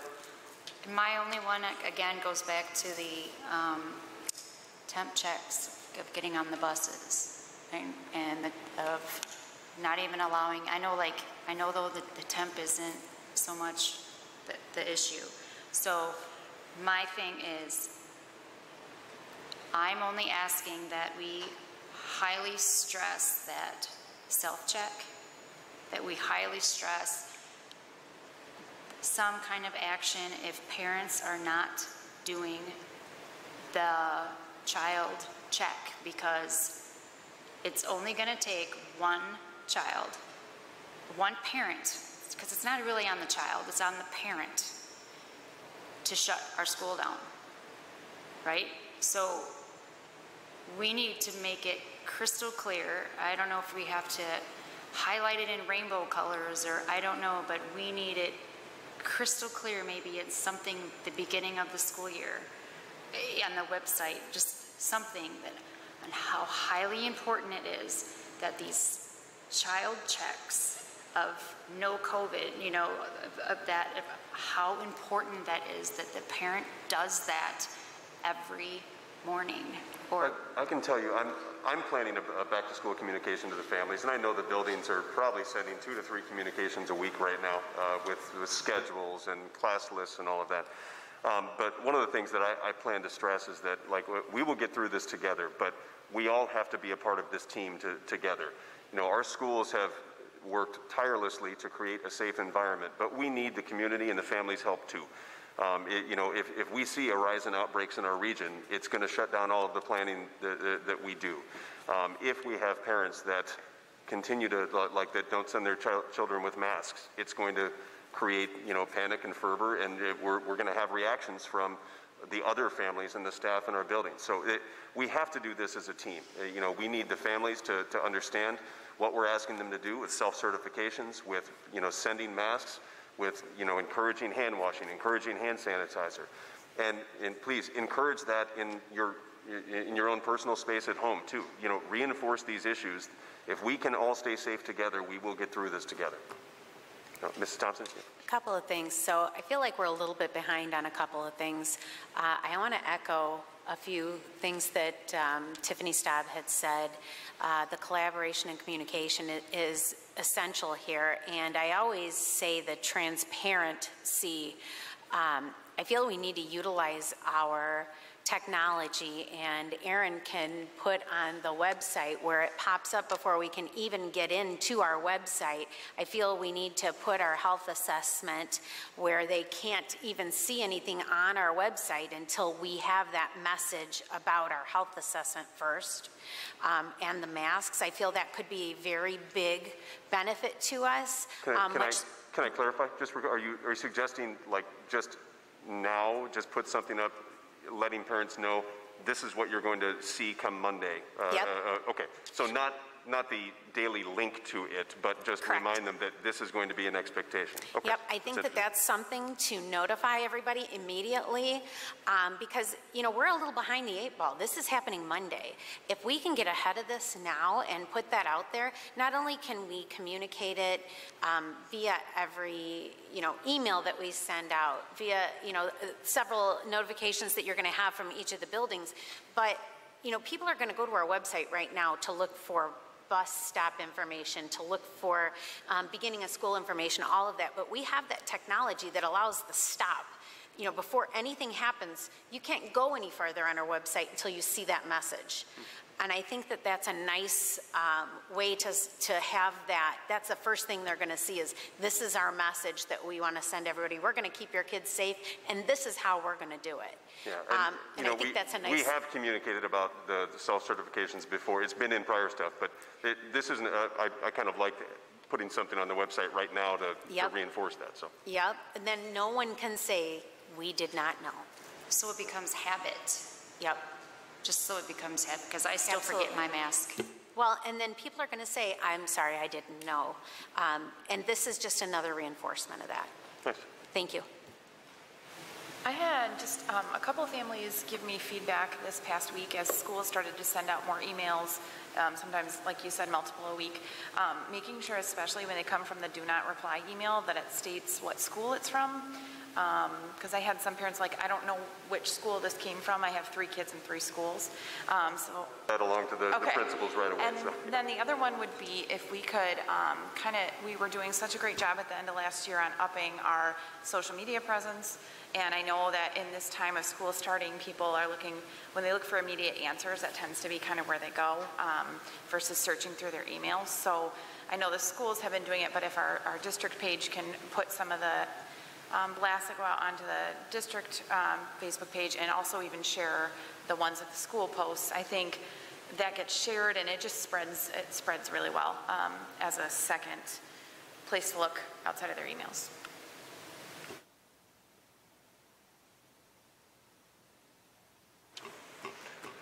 Well, okay, that would conclude our back to school updates. I believe the next section would be administrative reports. Dr. Ruland, do you have anything else to add? I do not.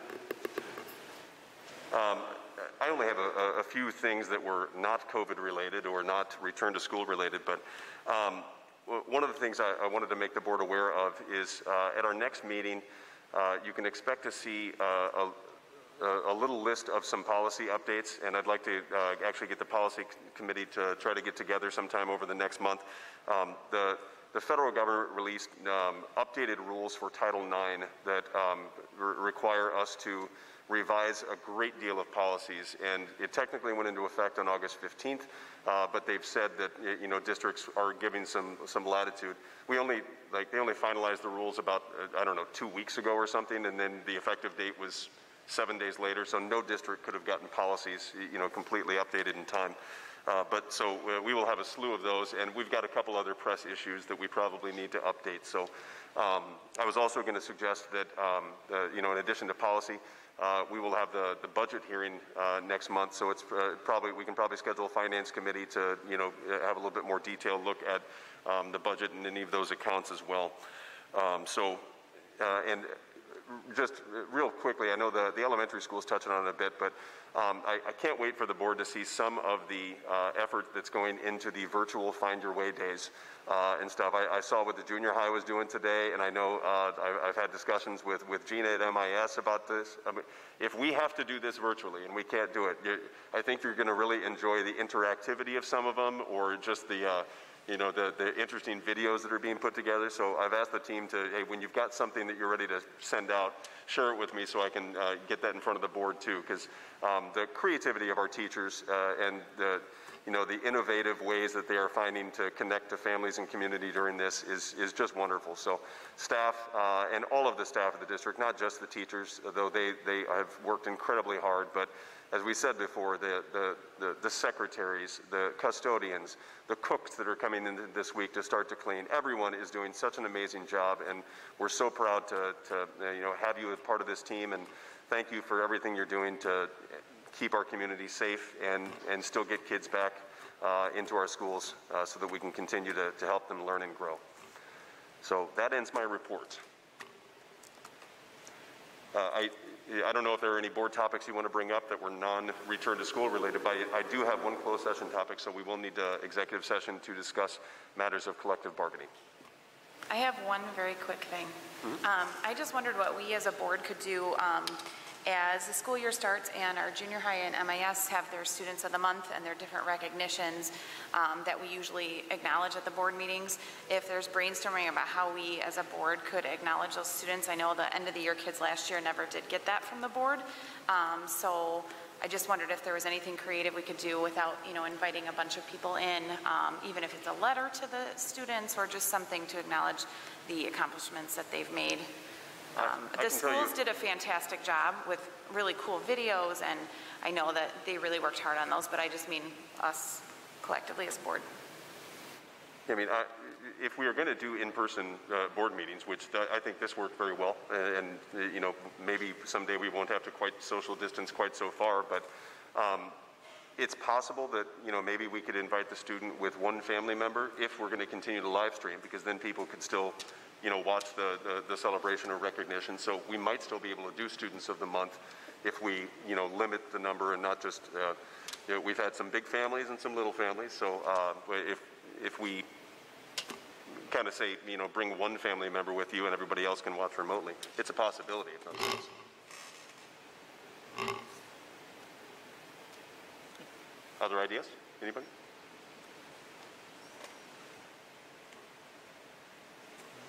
Okay, then we need a motion to go into executive session. I'll make a motion to move into executive session.